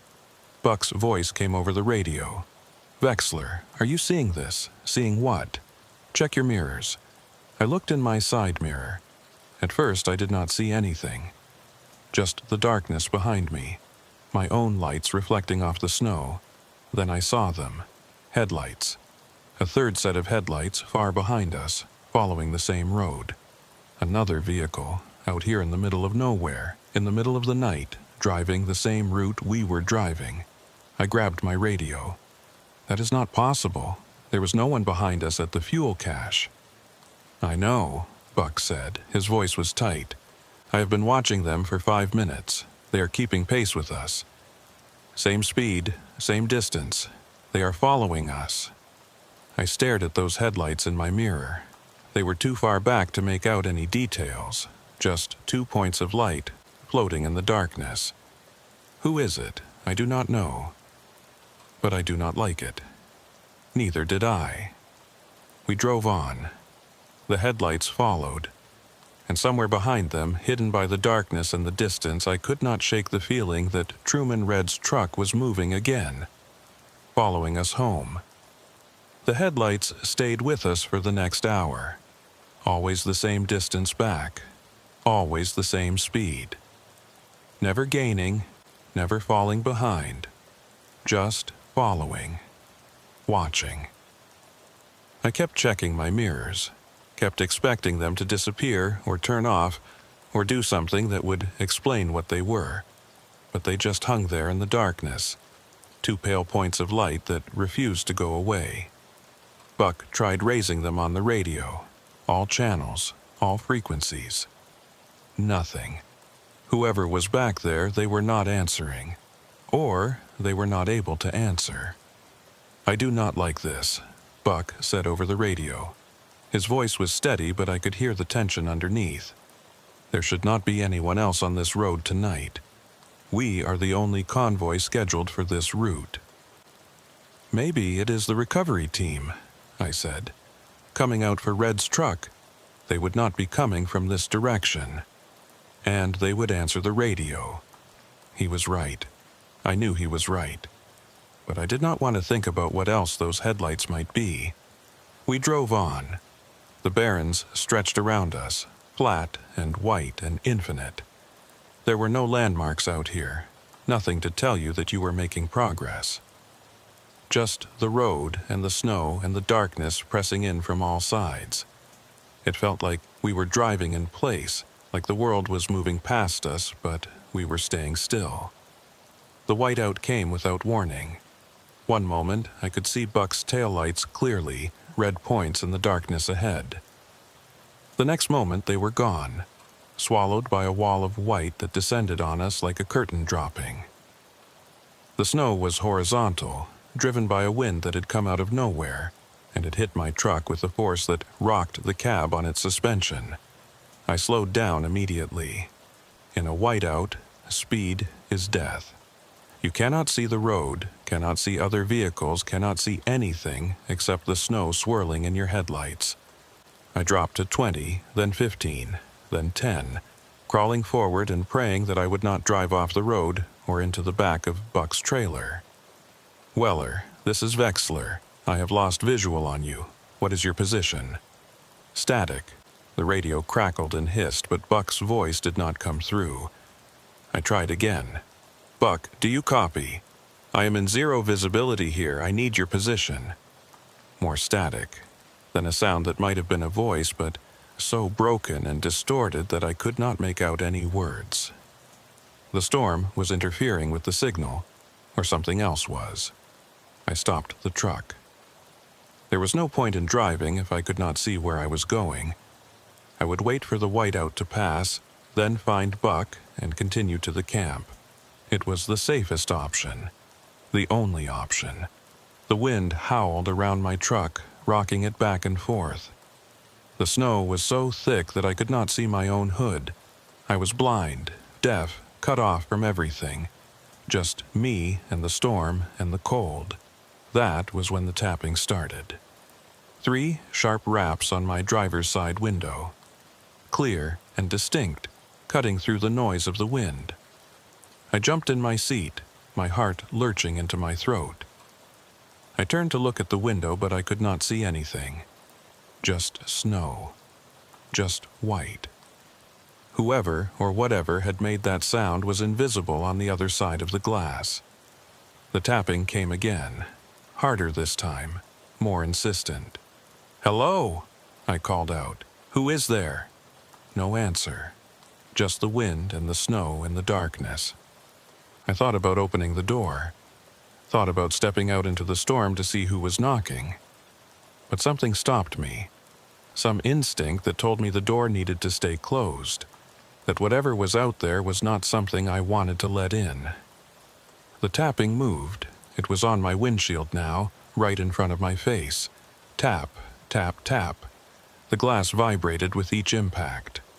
I stared at it, trying to see through the snow, trying to catch a glimpse of what was making the sound. But there was nothing. Just white.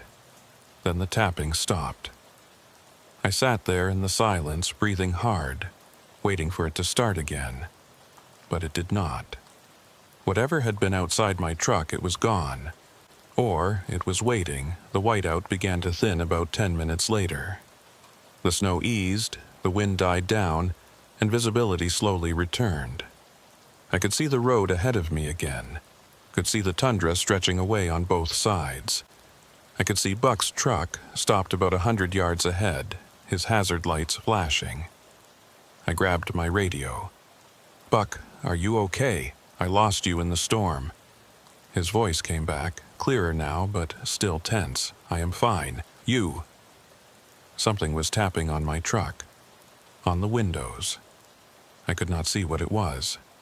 There was a long pause. Then Buck's voice again, quieter. "We need to keep moving. We need to get through this section as fast as we can. What is out here, Buck? What is in this place?" "Nothing. Just keep driving. Stay close." He did not answer my question. I knew he would not answer my question. But I also knew that he knew something.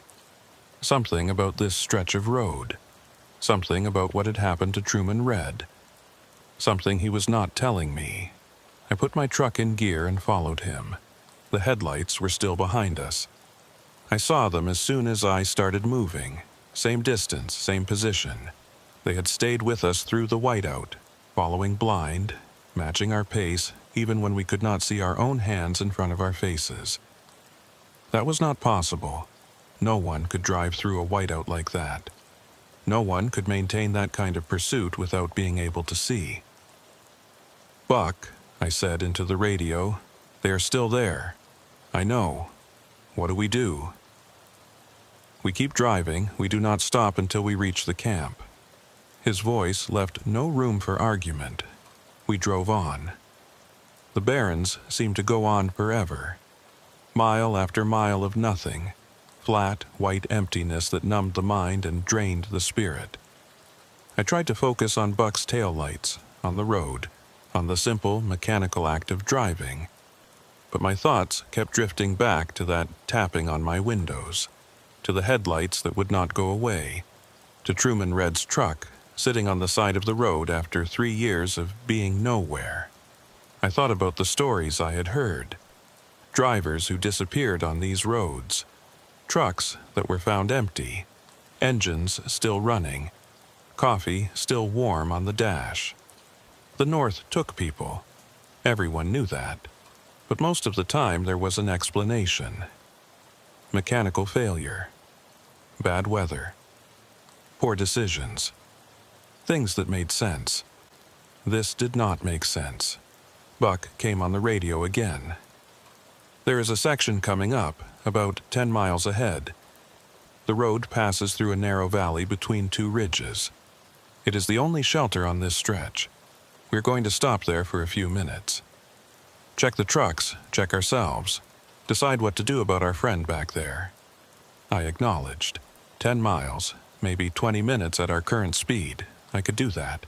I just had to keep driving. The valley appeared out of the darkness like a crack in the world. Two low ridges rising on either side of the road, blocking the wind, creating a pocket of relative calm in the endless chaos of the tundra. Buck pulled off the road and I followed, parking behind him in the shelter of the rocks. We got out of our trucks. The air was still here, the wind broken by the ridges. It was almost quiet, almost peaceful. I could hear my own breathing, could hear the tick of cooling metal from the engines. Normal sounds, ordinary sounds. Buck was standing by his truck, looking back the way we had come. I walked over to him. "Where are they?" I asked. He pointed. Far back, maybe half a mile, I could see the headlights. They had stopped when we stopped. They were waiting. "Who are they?" I said. "What do they want?" Buck did not answer right away. He was staring at those lights, his face hard, his eyes unreadable. "I have driven this road for 25 years, he said finally. "I have seen things out here that I cannot explain, things that should not be possible. Most of the time I just keep my head down and keep driving and try not to think about it too much. But sometimes you cannot ignore it. Sometimes it gets right up in your face and demands that you pay attention. Like now. Like now." He turned to me. His eyes were tired, scared. I had never seen Buck Weller scared before. "Truman Red was my partner," he said. "We drove together for 15 years. He was the best friend I ever had. And when he disappeared, I spent 6 months trying to find him. I drove every inch of this road. I walked the tundra. I talked to everyone who had seen him, everyone who knew him, and I found nothing, not a trace. It was like he had never existed. I waited for him to continue. But I found something else. Stories. From the old-timers, the ones who have been driving these roads since before there were roads. They told me about this place, the Barrens. They said it was not just empty. They said it was hungry. Hungry. Buck nodded. They said the land out here takes people. Not often, not everyone. But sometimes when the conditions are right, when someone drives through here alone, they just disappear. The land swallows them up. And then, sometimes, years later, it spits them back out. But not the same. Never the same. I thought about Red's truck, the way it had looked sitting on the side of the road. Old and weathered, like it had been there for decades, like it had been somewhere else, somewhere that time moved differently, and then returned. You think that is what happened to Truman. I do not know what happened to Truman. I just know that he drove into the Barrens and did not come out. And now his truck is back, and something is following us. And I do not think it is a coincidence. I looked back at those headlights, waiting, watching. What do we do? Buck took a breath. We finish the job. We deliver this cargo and we get the hell out of here. We do not stop again. We do not look back. We just drive until we reach the camp and then we do not come back this way. Not ever. And if they follow us all the way, then we deal with it when we get there. It was not much of a plan, but it was all we had. We got back in our trucks and pulled out of the valley. The headlights started moving again as soon as we did, keeping their distance, maintaining their pursuit. I tried not to look at them, tried to focus on the road ahead, tried to tell myself that we were going to be okay. But I did not believe it. There was something out there in the darkness, something that had taken Truman Red 3 years ago, something that had been waiting all this time, and now it was following us. The road curved around a low rise and the valley disappeared behind us. We were back in the open, back in the barrens, with nothing between us and whatever was out there but the darkness and the cold. Buck's voice came over the radio. "Vexler, look at your mirrors." I looked. The headlights were closer. They had cut the distance in half. They were maybe a quarter mile back now, close enough that I could see the shape of the vehicle behind them. A truck, a semi, big and dark and moving fast. And on the door, just visible in the glow of the running lights, I could see letters. A name, Red. Truman Red's truck was following us. The truck that had been sitting on the side of the road 50 miles back. The truck that had been empty and abandoned and covered in 3 years of ice and snow. It was running, it was moving, it was chasing us down. Buck's voice crackled over the radio, tight with fear. "Drive, Vexler. Drive, and do not look back." I drove, but I could not stop looking back. And the truck kept getting closer. The truck gained on us with every mile. I had my foot to the floor, pushing my rig as hard as I dared on the frozen road. Buck was doing the same up ahead, his trailer swaying as he took the curves faster than he should. We were running, both of us, running from something that should not have been able to chase us. Truman Red's truck, the truck that had been sitting dead and frozen on the side of the road, the truck that had not moved in 3 years. It was behind us now, and it was getting closer. I could see it clearly in my mirrors. The cab, the trailer, the running lights blazing in the darkness. It looked different than it had when we found it. Cleaner, newer, wearer. Like the years of ice and rust had melted away. Like it was returning to what it had been before it disappeared. And behind the wheel I could see a shape. A figure. Someone was driving that truck, or something. "Weller," I called into the radio. "It is right behind me. Maybe 200 yards. What do I do?" Buck's voice came back, strained. "Keep driving. Do not slow down. We are almost through the barrens. Once we clear this section, we will be okay. How do you know that?" "I do not know anything. Just drive." I drove. The speedometer climbed, 50, 55, 60. Too fast for the road, too fast for the conditions, but I did not care. The only thing that mattered was staying ahead of that truck. The only thing that mattered was not letting it catch us.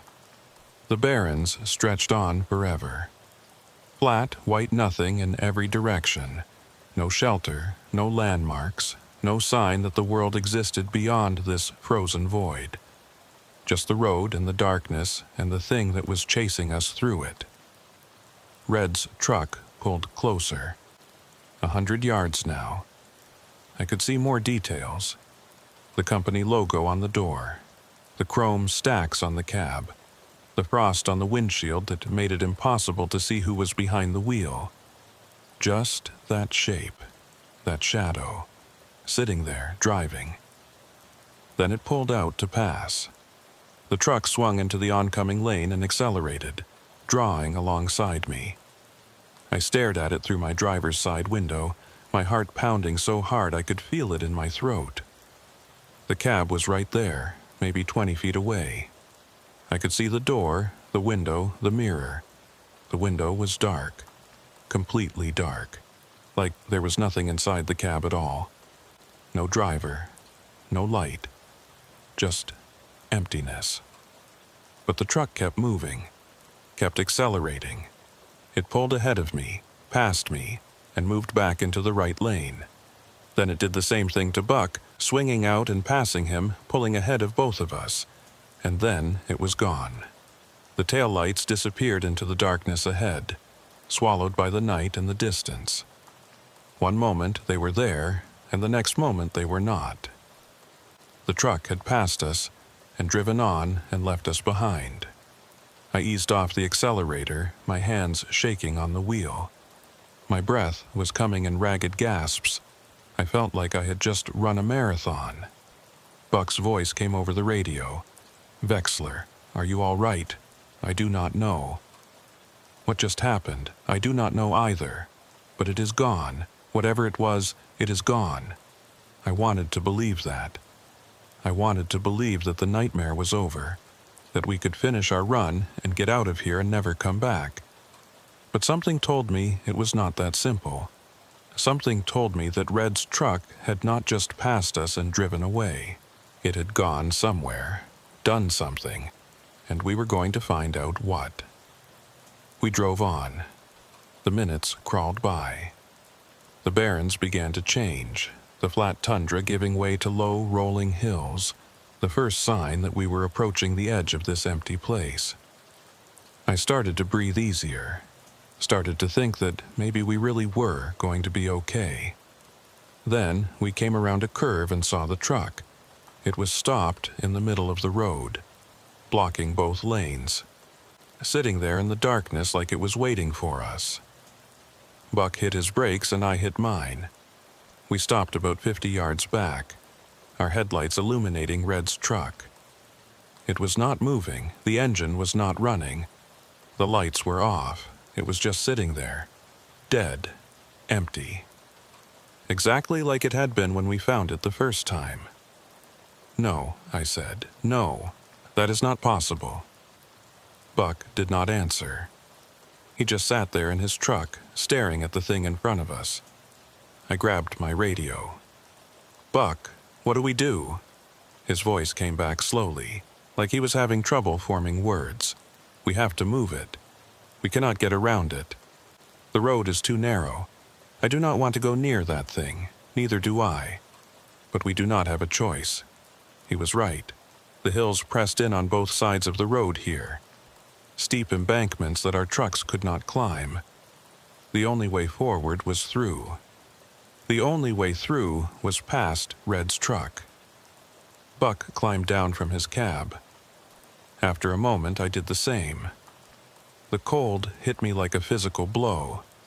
It was worse here than it had been in the open barrens, the air dense and sharp, cutting through my gear like it was not there. I walked toward Red's truck, my boots crunching on the frozen road. Buck fell in beside me. We approached the cab slowly. The door was closed. The windows were dark. There was no sound, no movement, no sign that anyone was inside. Buck reached the door first. He stood there for a moment, his hand on the handle. Then he pulled it open. The cab was empty, just like before. No driver, no body, nothing but frost and darkness, and the smell of cold metal. The steering wheel was covered in ice. The seat was covered in ice. Everything was frozen solid, like the truck had been sitting here for years instead of minutes. I looked at the dashboard. The keys were in the ignition. The odometer showed the same mileage it had shown when we found the truck the first time. "This truck did not drive anywhere," I said. "It has not moved. The mileage is the same." Buck was staring at the interior. His face was pale. Then, what passed us on the road? What did we see? I did not have an answer. We checked the trailer. It was empty, unlocked. No cargo, no sign that anything had ever been inside. Just bare metal walls and a floor covered in frost. "We need to move it," Buck said. "We will put it in neutral and push it off the road. Then we keep going and we do not look back." I did not argue. I just wanted to get away from this thing. Get away from whatever it was or whatever was using it. Buck climbed into the cab and released the parking brake. The truck did not want to move at first. The frozen tires stuck to the road. But we pushed, and it started to roll, slowly, grudgingly. We guided it toward the shoulder, toward the embankment where it would be out of our way. That was when I saw the license plate. It was on the back of the trailer, illuminated by the glow of my flashlight. A Northwest Territories plate, white letters on a polar bear background. I read the number automatically without thinking about it. Then I stopped. I knew that number. I had seen it before, not on Red's truck. Somewhere else. Somewhere recent. "Buck," I said, "what is the plate number on Truman's truck?" He looked at me. He recited the number from memory. The same number that was on the plate in front of me. "Now, look at your paperwork. The shipping manifest. What is the plate number listed for Keegan's truck? The one that was supposed to be the third rig in our convoy." Buck stared at me for a long moment. Then he pulled out his manifest and found the entry. His face went white. "It is the same," he said. "The same plate number. That was not possible. Every truck had a unique plate. Two different vehicles could not have the same registration, unless they were not two different vehicles, unless they were the same truck." "Keegan backed out of this run at the last minute," I said. "Family emergency. That is what you told me. But what if he did not back out? What if something happened to him?" Buck was shaking his head. No, I talked to dispatch. They said he called in sick." "Did you talk to Keegan?" He did not answer. He did not have to. We both knew the truth. He had not talked to Keegan. He had not confirmed anything. He had just taken dispatch at their word and moved on. But dispatch was back in Inuvik. They only knew what they were told. If someone had called in claiming to be Keegan, claiming to have a family emergency, they would have no way to verify it. No way to know if it was really him. No way to know if he was already out here on the road. Already part of whatever was happening in the Barrens. "We need to go," Buck said. "We need to get to the camp and call this in. All of it. Red's truck, the plate numbers, everything." I agreed. We left Red's truck on the shoulder and went back to our rigs. I climbed into my cab and started the engine and tried not to think about what we had just discovered. Tried not to think about what it meant. Keegan's truck. Red's truck. The same plate number. Two drivers who had gone into the Barrens and not come out. And now their trucks were here, waiting for us, following us, blocking our path. Like they were trying to tell us something. Or stop us from getting through. We pulled around Red's truck and continued down the road. I kept checking my mirrors, expecting to see it start up again, expecting to see those headlights appear behind us. But there was nothing. The road stayed dark. The truck stayed where we had left it, for now. The camp appeared on the horizon about 2 hours later. Lights blazing in the darkness. The most beautiful thing I had ever seen. We had made it. We had gotten through the Barrens. We were safe. But even as I pulled into the camp and shut down my engine, I could not shake the feeling that it was not over. That something had followed us out of that empty place. That the Barrens had let us go, but only for now. Only until it was ready to take us back. I climbed down from my cab and stood in the cold, looking back the way we had come. The darkness was absolute out there. No lights, no movement, nothing to see. But I knew they were out there. Red and Keegan, driving the same truck, waiting on the same road. And sooner or later we would have to go back. Sooner or later, everyone goes back. We stayed at the camp for 2 days. That was not the plan. The plan was to unload, rest for a few hours, and head back to Inuvik. But the weather turned bad the night we arrived. A storm system moving in from the northwest that dropped visibility to 0 and made travel impossible. We were stuck. I did not mind. I was in no hurry to go back through the Barrens. Buck spent most of those 2 days on the radio and the satellite phone, trying to get information, trying to understand what we had seen. He called dispatch, called the territorial police, called everyone he could think of who might have answers. What he found out only made things worse. Keegan was missing. He had not called in sick. He had not had a family emergency. He had left Inuvik 2 days before we did, running a solo load to a different camp on the Delta. He had checked in at the fuel cache, reported good conditions, said he expected to reach his destination by nightfall. He never arrived. Sound familiar? The police had already started a search, but the storm was hampering their efforts. They were focusing on the route between the fuel cache and Keegan's destination, which was north of where we had been. But Buck and I knew better. We knew that Keegan had not gone north. He had gone into the Barrens. And the Barrens had taken him, just like they had taken Truman Red 3 years before. The plate numbers matched. That was the thing I could not get out of my head. Red's truck and Keegan's truck had the same registration. That was impossible. It violated every law of logic and bureaucracy. But we had both seen it. We had both read the numbers. They were the same. I tried to come up with explanations. A clerical error, a database glitch, counterfeit plates. But none of them made sense. Red and Keegan had driven for different companies. Their trucks had been registered years apart. There was no way they could have ended up with the same plate number by accident. Unless it was not an accident. Unless something had made it happen. The storm cleared on the morning of the 3rd day.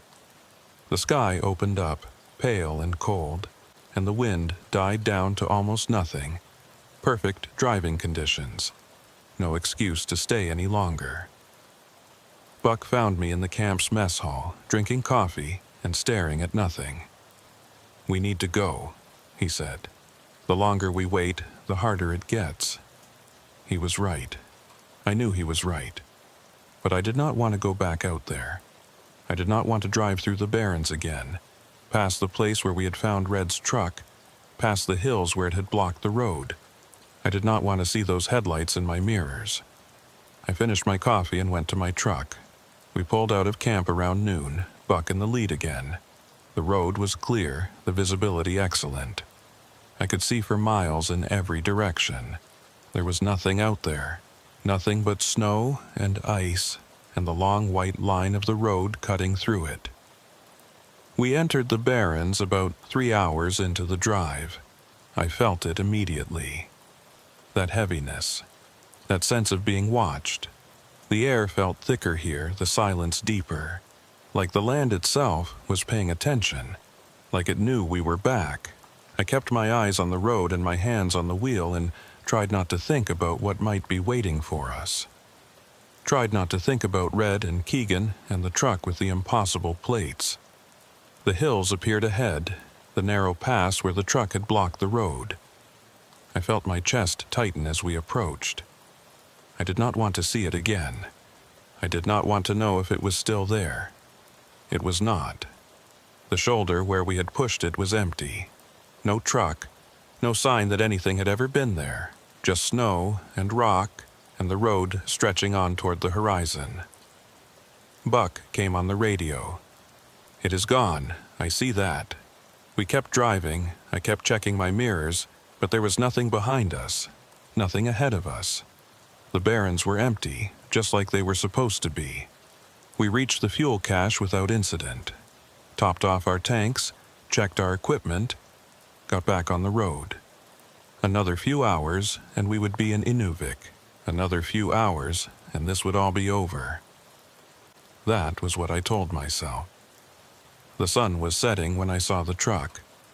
It was on the side of the road, same spot where we had found it 3 days ago.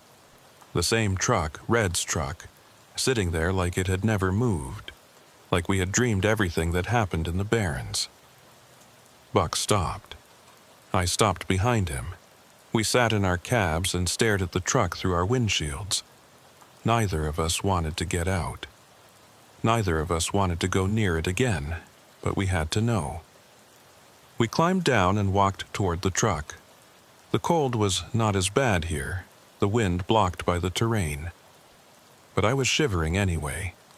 Shivering from something that had nothing to do with temperature. The truck looked exactly the same as before.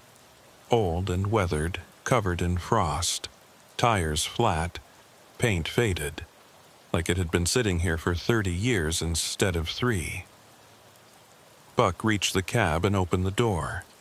He looked inside for a long moment. Then he turned to me. "You need to see this." I climbed up onto the running board and looked into the cab.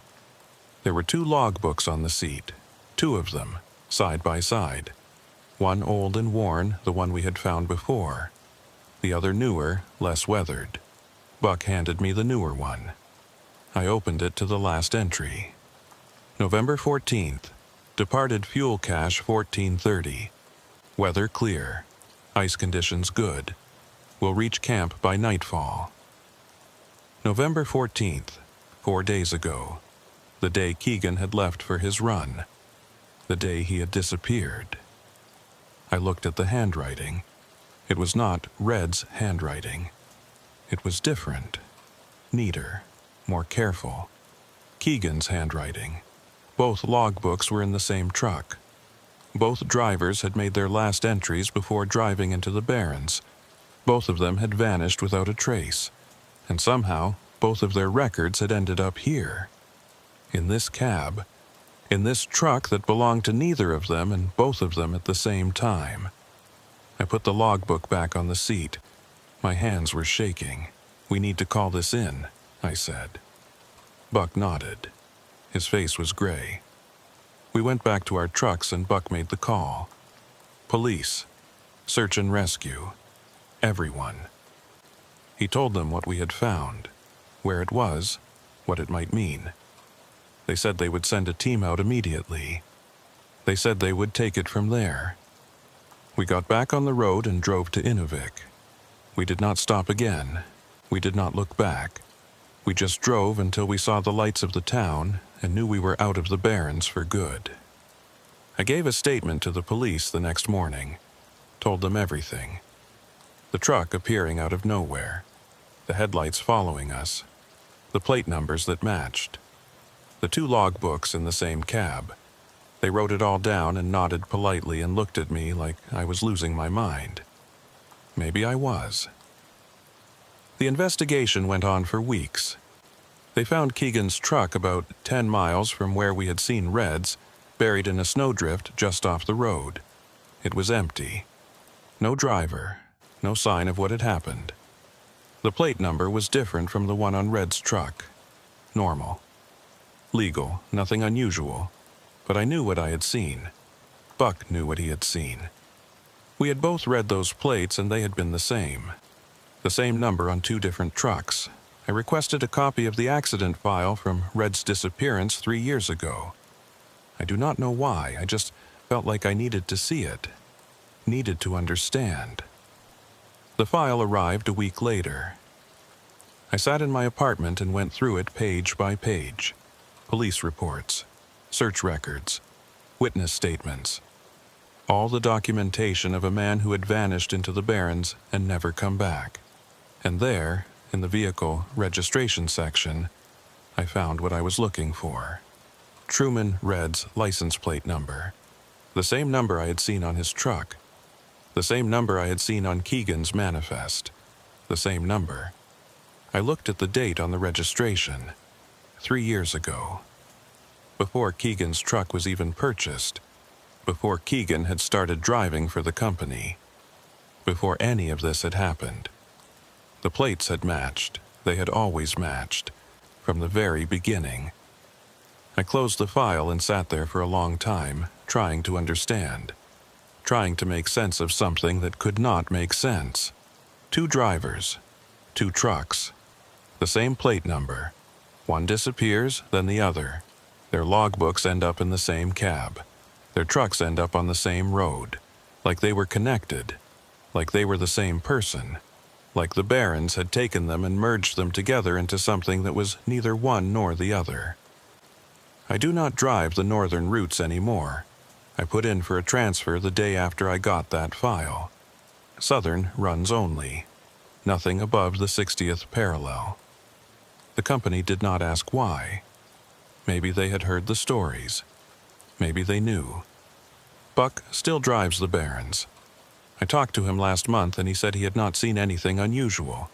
No headlights following him. No trucks appearing out of nowhere.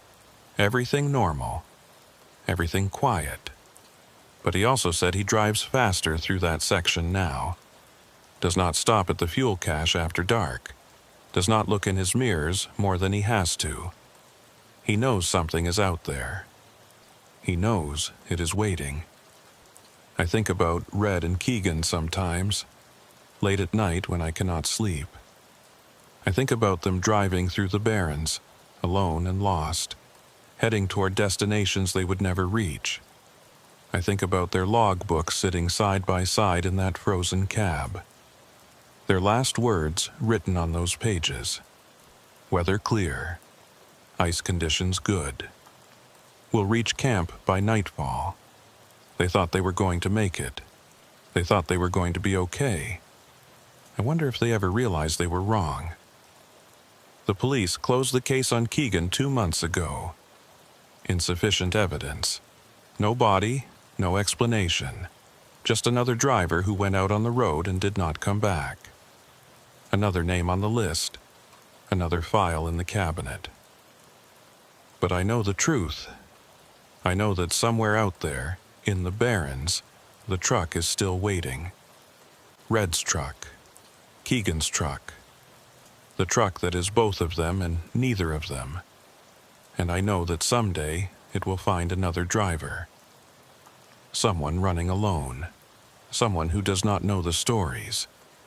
Someone who thinks they can drive through the barrens and come out the other side. They will see the headlights in their mirrors. They will hear the tapping on their windows. They will find the truck blocking the road. And when the police search the cab, they will find 3 log books. 3 drivers, same plate. The barons are patient, the barons are hungry, and the barons are never finished taking.